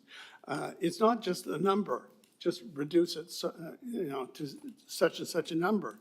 I mean, what is the long-run implication of reducing that subsidy? So I think that what we need is a motion to refer this to staff to review the structure of the Olympic Oval. First of all, looking at the vision for what we are doing and what we should be doing. Secondly, to look at the finances for the situation. The subsidy is obviously a major component, but it's not the only component to that. And from there, we can decide what is the corporate or other structure that is going to be most responsive to what we as a council see from this facility. I think you need to do it in that order. And part of the big problem is the order in which the resolutions are proposed. Just cut off $2.5 million. I say cut it down to 2.5. You need to know what that means and why and what it's going to do to the organization. And then talk about dismantling the corporation and providing a document outlining the purposes. You need to start with the vision, you need to go to the finances, and then you need to look at the structure of the situation. And maybe it will be determined that it should be a city department. I harbor doubts about that, but that certainly is one conclusion. But that's the order in which you need to analyze this situation, not just taking it, making all these statements and taking all these steps without a firm knowledge of the complete organization. Where are you going, and what are all the implications to make sure that you build on what you have, not to take away from it. So with that, I'll go to Councillor McNulty. Thank you, Worship. I hope I get as much time as you have. You always do. I always do. Well, I'll just make the comment, there are only 3 people in this room that have the story of the Olympics and what happened. Everybody else is an expert, and I'm not Mr. O. I'm not on it, but anyhow. Just for the record, Sport Hosting has given out gift cards with their mark on it. I don't know why people are the misinformed. What are we afraid of? Anyhow, I just want to clear the air, Your Worship, on that. So I keep him over. The Oval, there's a mystique about it, and I want to start off. I did want to correct that. But first of all, want to thank everybody that took part in bringing the Olympics to Richmond. Way back when, Mr. DeZitas mentioned, way back when, and he's one the mayor and myself are the only three people in this room that really will know what we're talking about when it comes to the Oval. I know it's full of emotion and what have you, but it's interesting to see what goes on. And I just want to refer to what has happened. People have been concerned all along, everything since 2006. People know that I have been a proponent of the city running the Oval since day one. It is on the record. On 4 occasions, this is the 4th occasion, thank Councilor Heed to bring it forward. It's given us a lot of discussion. I felt it should be under the city. Should not have been a corporation. I never ever got a seconder at a motion that I brought forth, okay? So we went along with what we had, and I think we've had some success. It's interesting to note, and I brought my notes here from 2006 with the story of O, in which you all can find. That was done on September 6, 2006 with David Bernier. We had another report on November the 8th, 2010. We had another report on May 29th, 2015. Another report on October 17th, 2016. All about the Oval, what we're doing today. We've had discussion, I believe, Your Worship, is this the 4th time? Probably the 4th time. I counted them. And I think we need to look at the Oval. Times are changing. There's interesting things. Look at the situation we're in with the Oval, with the community.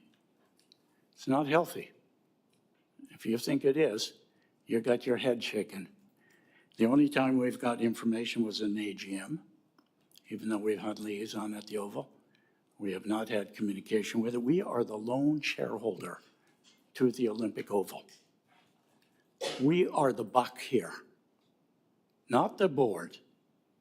We can tell the board what we want to do, etc. They've made decisions accordingly, and I respect what decisions they've made. I'm not there at that, but we are the ones responsible. At last, this council has woken up to it, and I'm thinking, we have to acknowledge times are changing. Okay, things are changing. They're not like they were when we were after high performance. In this fear-mongering, we're going to lose this. It's doomsday. We can't manipulate each other or bully each other on our decisions, okay? And that has happened in the past, okay? What are we afraid of? I'm not afraid of anything in terms of the Oval because I know the story, okay? Yes, there are some decisions that were made that I'm sure councils didn't agree with if they've indeed found, but they never knew what they were. That was the problem, okay? We needed to know what they are. We didn't have that input. I think that direction is needed to make some changes to all facilities so that they're available to Richmond residents. The Oval has its shortcomings. I'm not going to go through the whole thing, but we, with due respect, we already have an Oval transition process. I have, and our staff weren't here, the city's law department and how to dissolve the corporation, the KMG letters of revenue in terms of wind up, the human resources department in terms of our employees, the Parks and Recreation Department's response, the sponsorship response, the Olympic connections and value to the Olympics, the high performance, have it all in this document. So we need an update, okay? And so I do have a resolution to come forward after as an update. And I think it's important. We need to keep the vision of what we were doing. And to me, the vision was important. If you want to continue with Olympicism in the form that it is today, and unfortunately it is quite a bit tainted than what it used to be. But we need to do some changes. We need here, as a shareholder, to be accountable. We have a report once a month, and we need to do our job. And we're not doing our job as councillors, okay? We got a thing coming up, we're gonna do an audit. We already should be auditing every month. And what's going on, the buck stops with us. And I think it's very important that we do that. So what Councillor Heed has brought forward stimulated a lot of discussion, and a lot of things, and I think there's room. We are spending, the Olympic budget's $19 million. It's not $2.5 million. Read your financial statements. I challenge each and one of you to read your financial statements. So we're talking about a very, very large corporation and group, okay? And we need to analyze what's that. If we don't have the information, then we ask the board to get it to us. They have a chairman, they have a board, and if we don't, no disrespect, we replace them if we're not getting that communication. If there's something you want, I've asked for a complete break of sport hosting and everything we do and what Richmond groups are in it. Still waiting for it. Okay, pass that on to staff, okay? And what we're doing and how Richmond groups can get into that. I've asked for a breakdown in rental facilities in terms of rates. It was alluded to here about rates. We do have that already. We have a document that compares every facility, including the library, and all the community centers, and all the public buildings, and the Oval, on what it costs. It's a little out of date, but we have those documents. So, you know, I'm kind of enjoying this discussion, Your Worship. It brings me back to 4 times ago where we're talking about this, and this. And I think we need to get in touch and direct what we would like to see in that Oval. And I would like to see what would happen if a reduced budget was there. Not saying the amount, but what would you do? Or would you increase the budget and add more activities? It goes both ways. Maybe we should give them more money. But I think we need to see that and on it. So I'm going to stop there, Your Worship. I'm not going to pontificate other than historically, factually present data that is not hopefully misinterpreted. They're not misnomers. If you'd like copies of the documents, I'm not sure if I can give them to everybody, but I do have copies of the documents that you can have them, and I know where they are. As I always say to Mr. Chung, I know where the money is, okay? And I do know where it is. You do your responsibility, you do your job, and you've gone on it. So I think we need to not people's personal opinion, what they think, but actual facts and not misinformation. Councillor Too Heath. much on it, so. Yes, I'd just like to thank. Are you jumping in on me before I finish? I'm going to thank you. I was going to give you accolades. Okay. I think that we need to adjust some of the wording.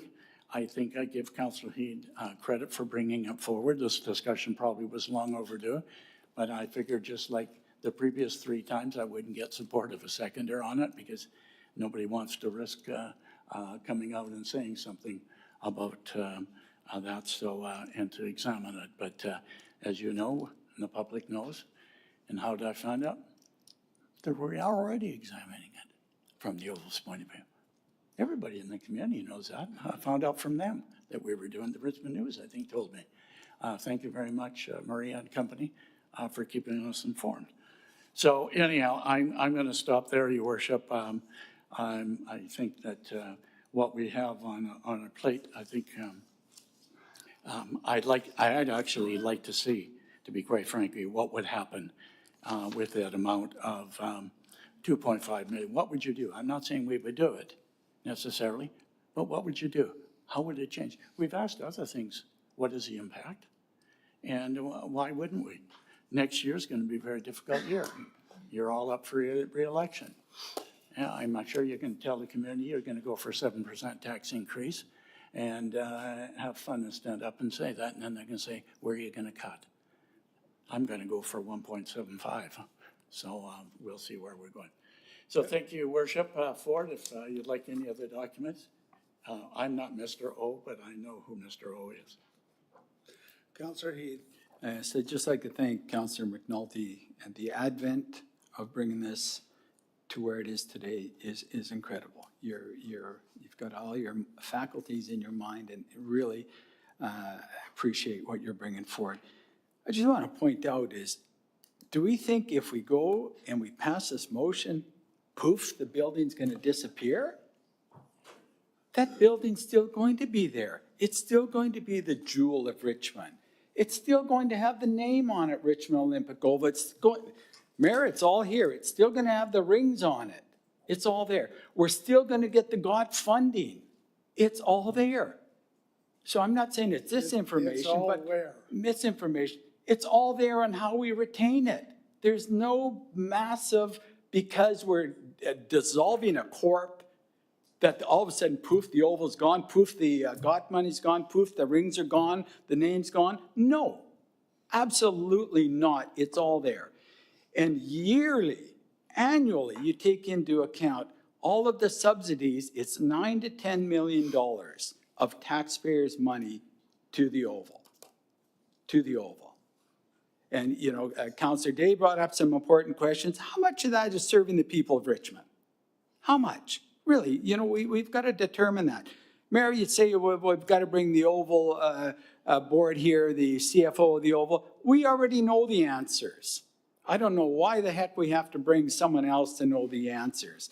We've been dealing with this. This has been a public issue. It continues to be a public issue with respect to what's going on. Mayor, I have speaking of the Richmond News, from May 31st, 2018. What are you reading from?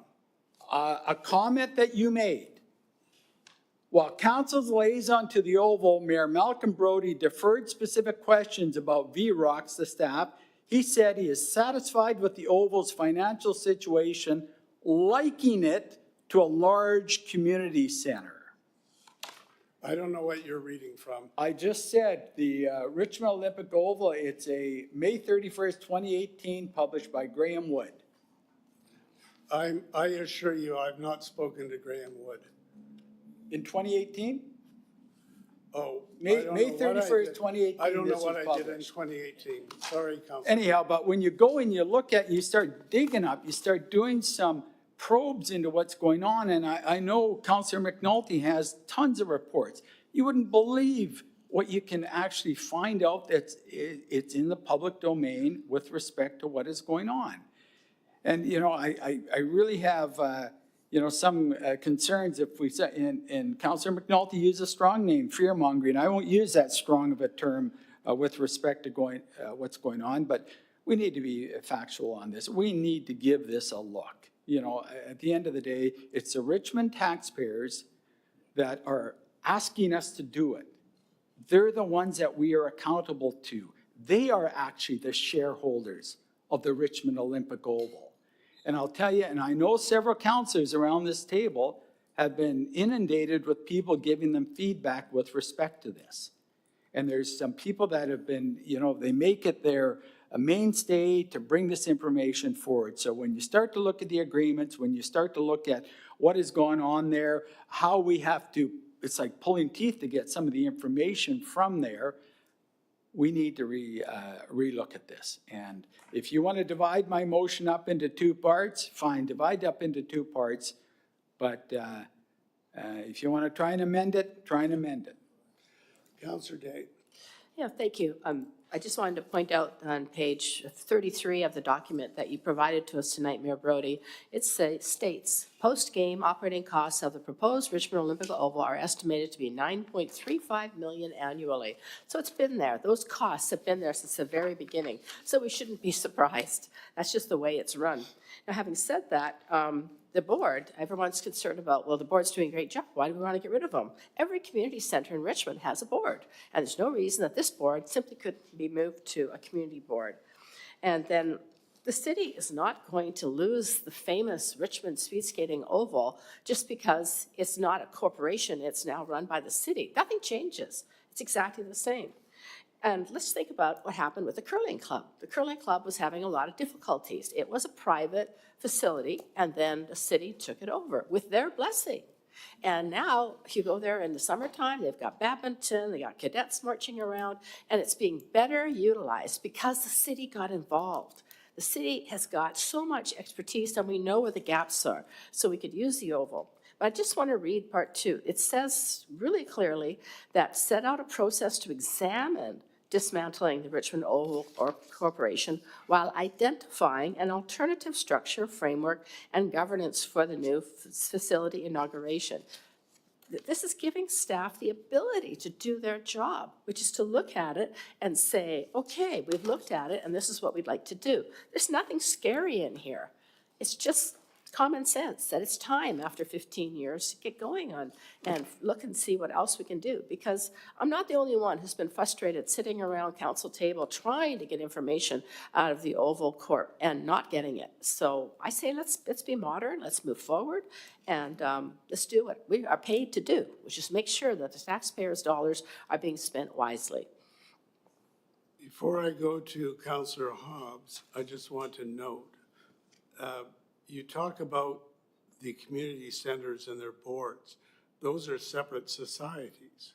So it's just like the Oval has a corporation, the various other groups have societies. So it's a separate and distinct legal entity from the city. It's not a city department for those organizations.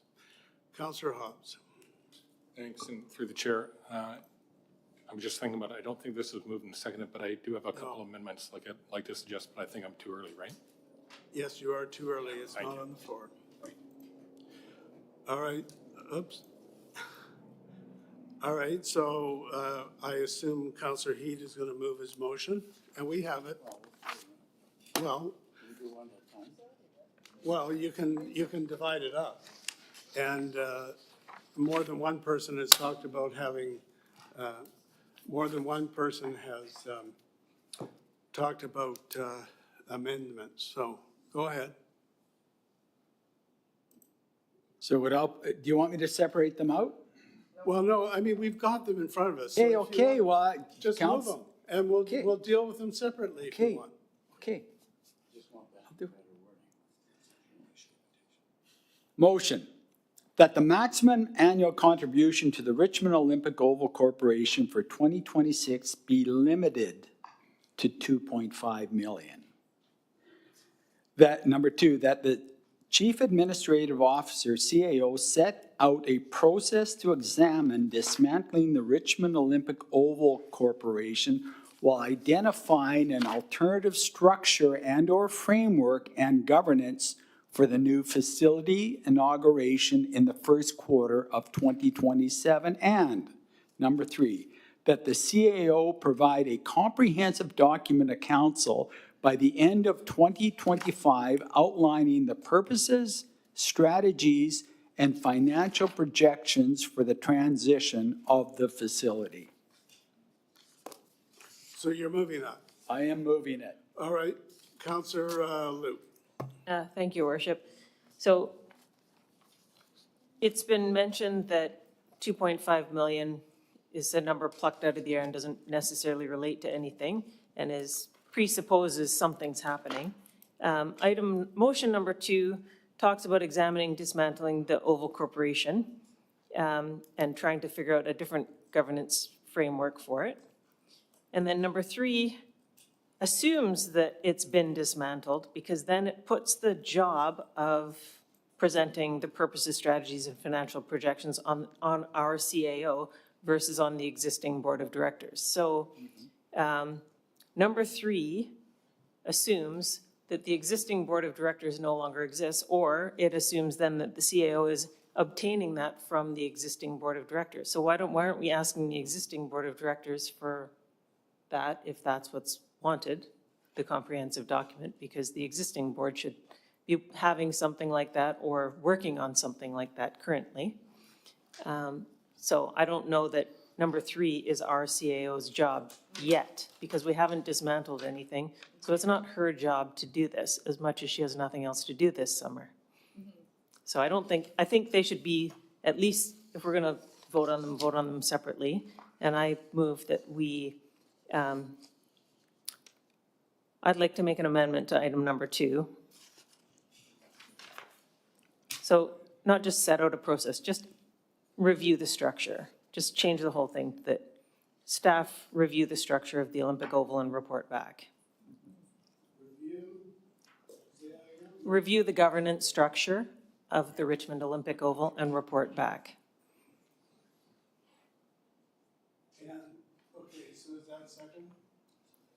Okay, now, I take it,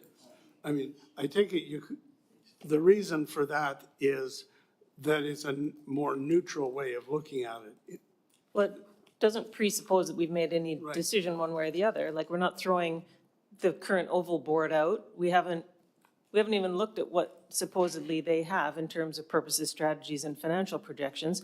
But number 3 presupposes that they're gone, and we're putting the job to deliver that information on our CAO. So the whole thing, so I think we should vote on the whole thing separately, and the only thing that we should really approve is reviewing the structure, item number 2, if the amendment passes. Okay, so replacing number 2 with review of the governance structure and a report back.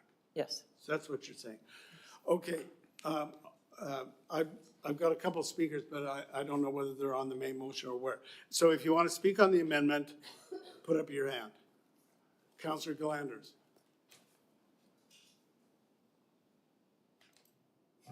Thank you. Councillor Liu raises a very good point about item 3. The CAO provided a comprehensive document to council outlining the purposes, strategies, financial projections. That can't happen until item 2 has been completed and she comes forward with a report showing, this is how we could dismantle it. How do you want to proceed? Then we proceed, and then item 3 would happen. So I would be okay with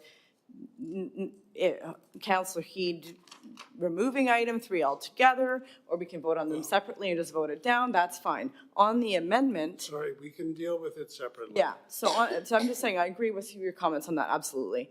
On the amendment, I don't think just saying a review is enough. I think that this saying, set out a process to examine dismantling it is giving clear direction.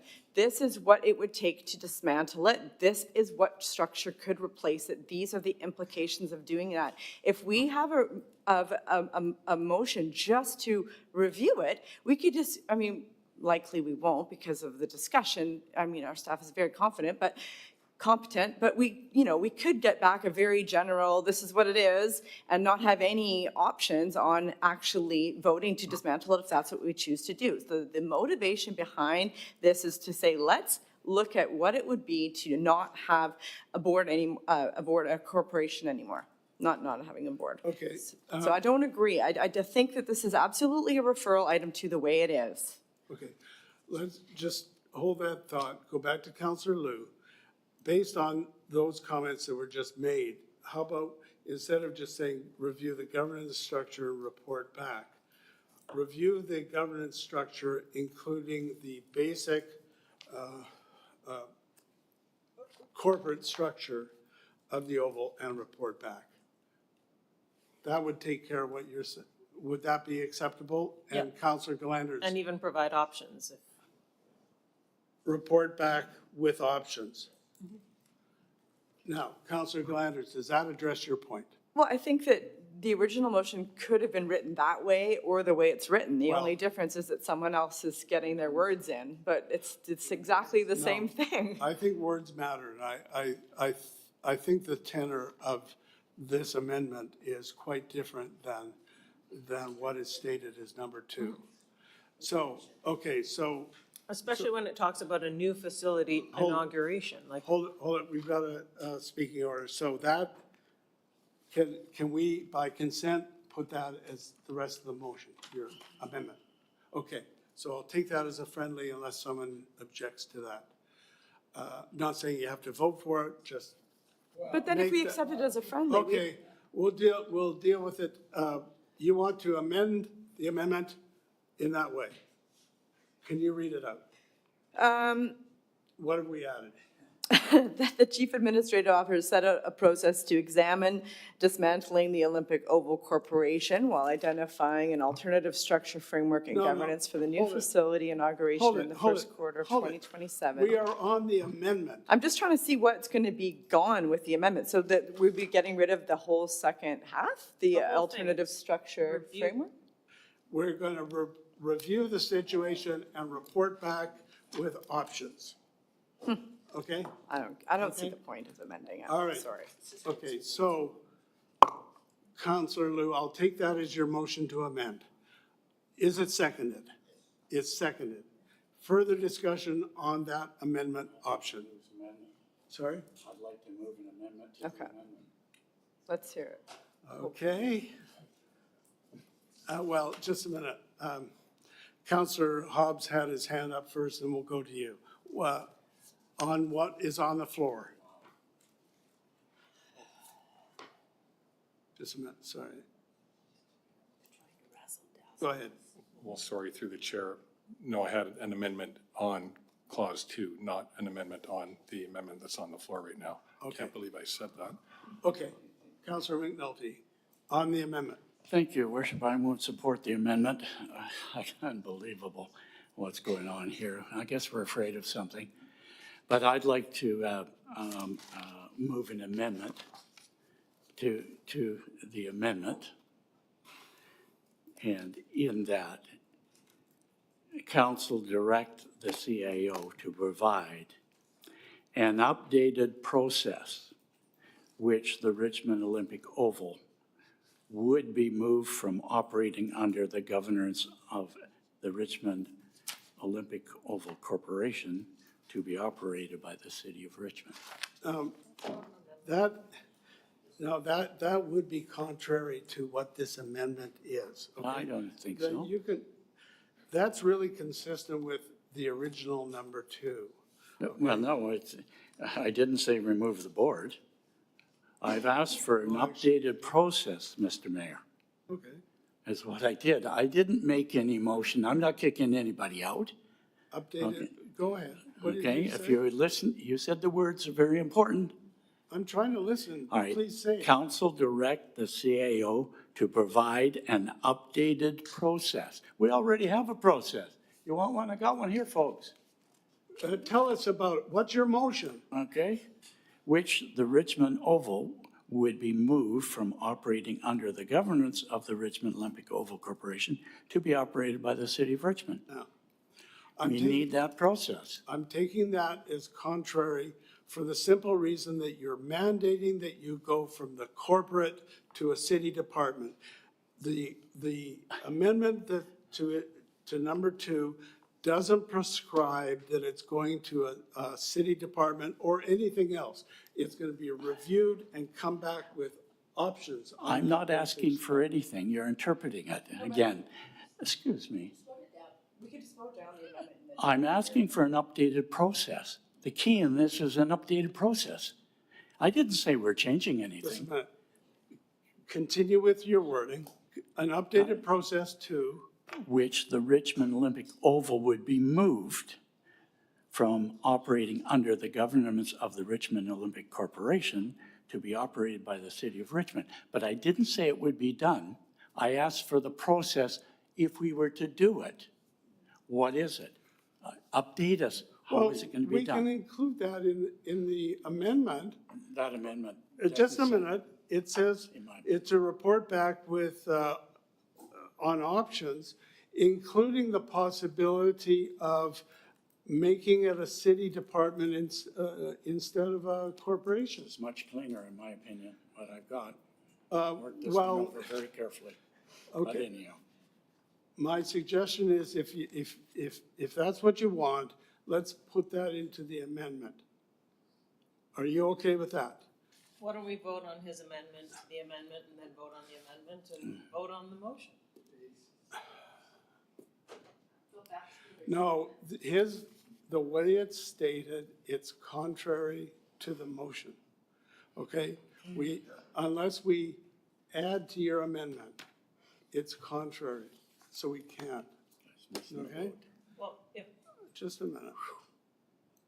if I understand correctly, what Councillor McNulty is saying is if we're going to have a governance structure review and report back, including what would be the process involved if one of the options were to include the dismantling of it and coming under the city. So he wants not just options, he wants to understand the process. He wants a deeper dive on what the process looks like if the governance change happens. Is that correct, Councillor McNulty? Well, okay, you've got to put those words in there. See, that's, I'm not saying anything, I'm just saying, Did I, I'm not prejudging anything, please. Okay, don't Okay, think let's- we're throwing the baby out with the bathwater here. I'm asking for the transition process. What's it look like? okay, I'm but asking for. what I'm saying is within the Is this more- existing amendment, if we said, because right now what it says is general, review the governance structure and report back with options including changes in the basic structure, you could go on to say, and include a process, and include an examination of any process if council wishes to change the governance structure from a corporate structure to the city department. or to anything Isn't that what else? you're saying? No, it's not what I actually said, but that's your. Well, it's not exactly the words, but that's the idea, isn't it? You want to include, look at the options, including that one. It's in the updated process. Listen, I'm easy with you on the words. I'm just trying to include all this stuff. I'm just trying to give you in English the updated process to which that would happen. It may not happen, but it may happen. The Okay, other, so all the you're saying- amendment on the floor is very prescriptive. Mine is not as prescriptive, but all-encompassing. The amendment that's on the floor is wide open. Review the governance structure, include the basic structure, and then come back with options. I'm Okay? asking for more than that. Oh, well, that's what I'm saying. All we have to do is add on to that to say, including. Let's vote on the amendment to the amendment. Let's get it done. Let's move. Well, okay, what's the amendment to the amendment? What I read. The updated process. I give up. No, because Councilor McNulty is saying, what I hear you saying, as long as you add in updating the process to look at going from a corporate structure to a city department, that would be acceptable. I'm not saying a department operated. Okay, city, whatever wording you We want. don't know, there would be a department. We have no idea. Okay, to a city operation. Operated by the city. To operate it by, yeah. So we'll just add that to the amendment. No, I don't like the way amendment is. I'm sticking to my guns. Okay, If I got second. all right, who? On the amendment?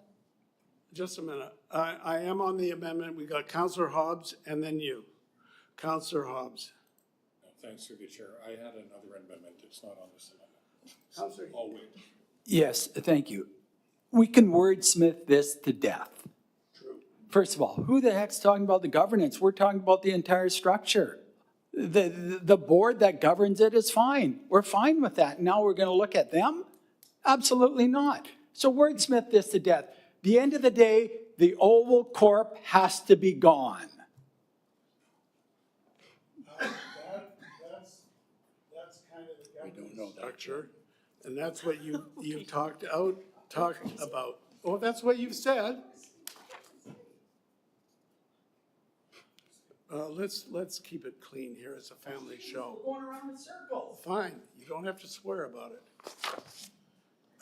Okay, so you want to make an amendment to the amendment? I just did. If it Okay. was seconded. Okay, the amendment to the amendment talks about updating the process to look at going from a corporate structure to a city operation. Under governance and operation. Okay, have you got that? There's a difference Okay. between governance and operation. Read it out, what you've got. Excuse me, amendment to the amendment, council direct the CAO to provide Carry on. an updated process. Sorry. Let's give you a mic here. Okay, there you go. Okay, so that council direct the CAO to provide an updated process with which the Richmond Olympic Oval would be moved from operating under a governance of corporation to be operated by the city. Okay, so that's updated. Of the Richmond Olympic Oval Corporation. There it is there. Okay. Well, did Yeah, no, I it formally understand. so that we understand what we're talking about. So from the Richmond Olympic Oval Corporation to a city operation. To operations by the city. Okay, operations by the city. Very important which the order Okay. of the words are. Okay, so that's moved as an amendment to the amendment. Is it seconded? Seconded. More discussion on the amendment to the amendment. All those in favor? Anybody opposed? It's carried. Now we're back to the main amendment, which includes that amendment to the amendment. Reviewing the structure, we're coming back with options, et cetera, including the updated, whatever Councilor McNulty said. Okay. All those in favor? Those opposed? It's carried with Councilors Heed, Wolf, and Day opposed. Okay, so that's instead of number 2. So, all right, other comments, questions, any other, Councilor Hobbs? If you wish, yeah. Okay, on number 3, well, first of all, just with amendments, I think I'm okay with number 1. I think that could be a challenge, notwithstanding all the comments. On number 3, I do want to support number 3, and I would offer an amendment if it gets seconded. It reads exactly the same. It just, when it gets down to the end of the second sentence, and financial projections, that would be the end, and remove the words that say for the transition of the facility. And if that gets seconded, I'll explain why, and hopefully it's okay with the mover. The purposes, strategies, financial projections. Period. Period. So that's moved and seconded. Discussion on that. Quickly, I'll just say something if you want.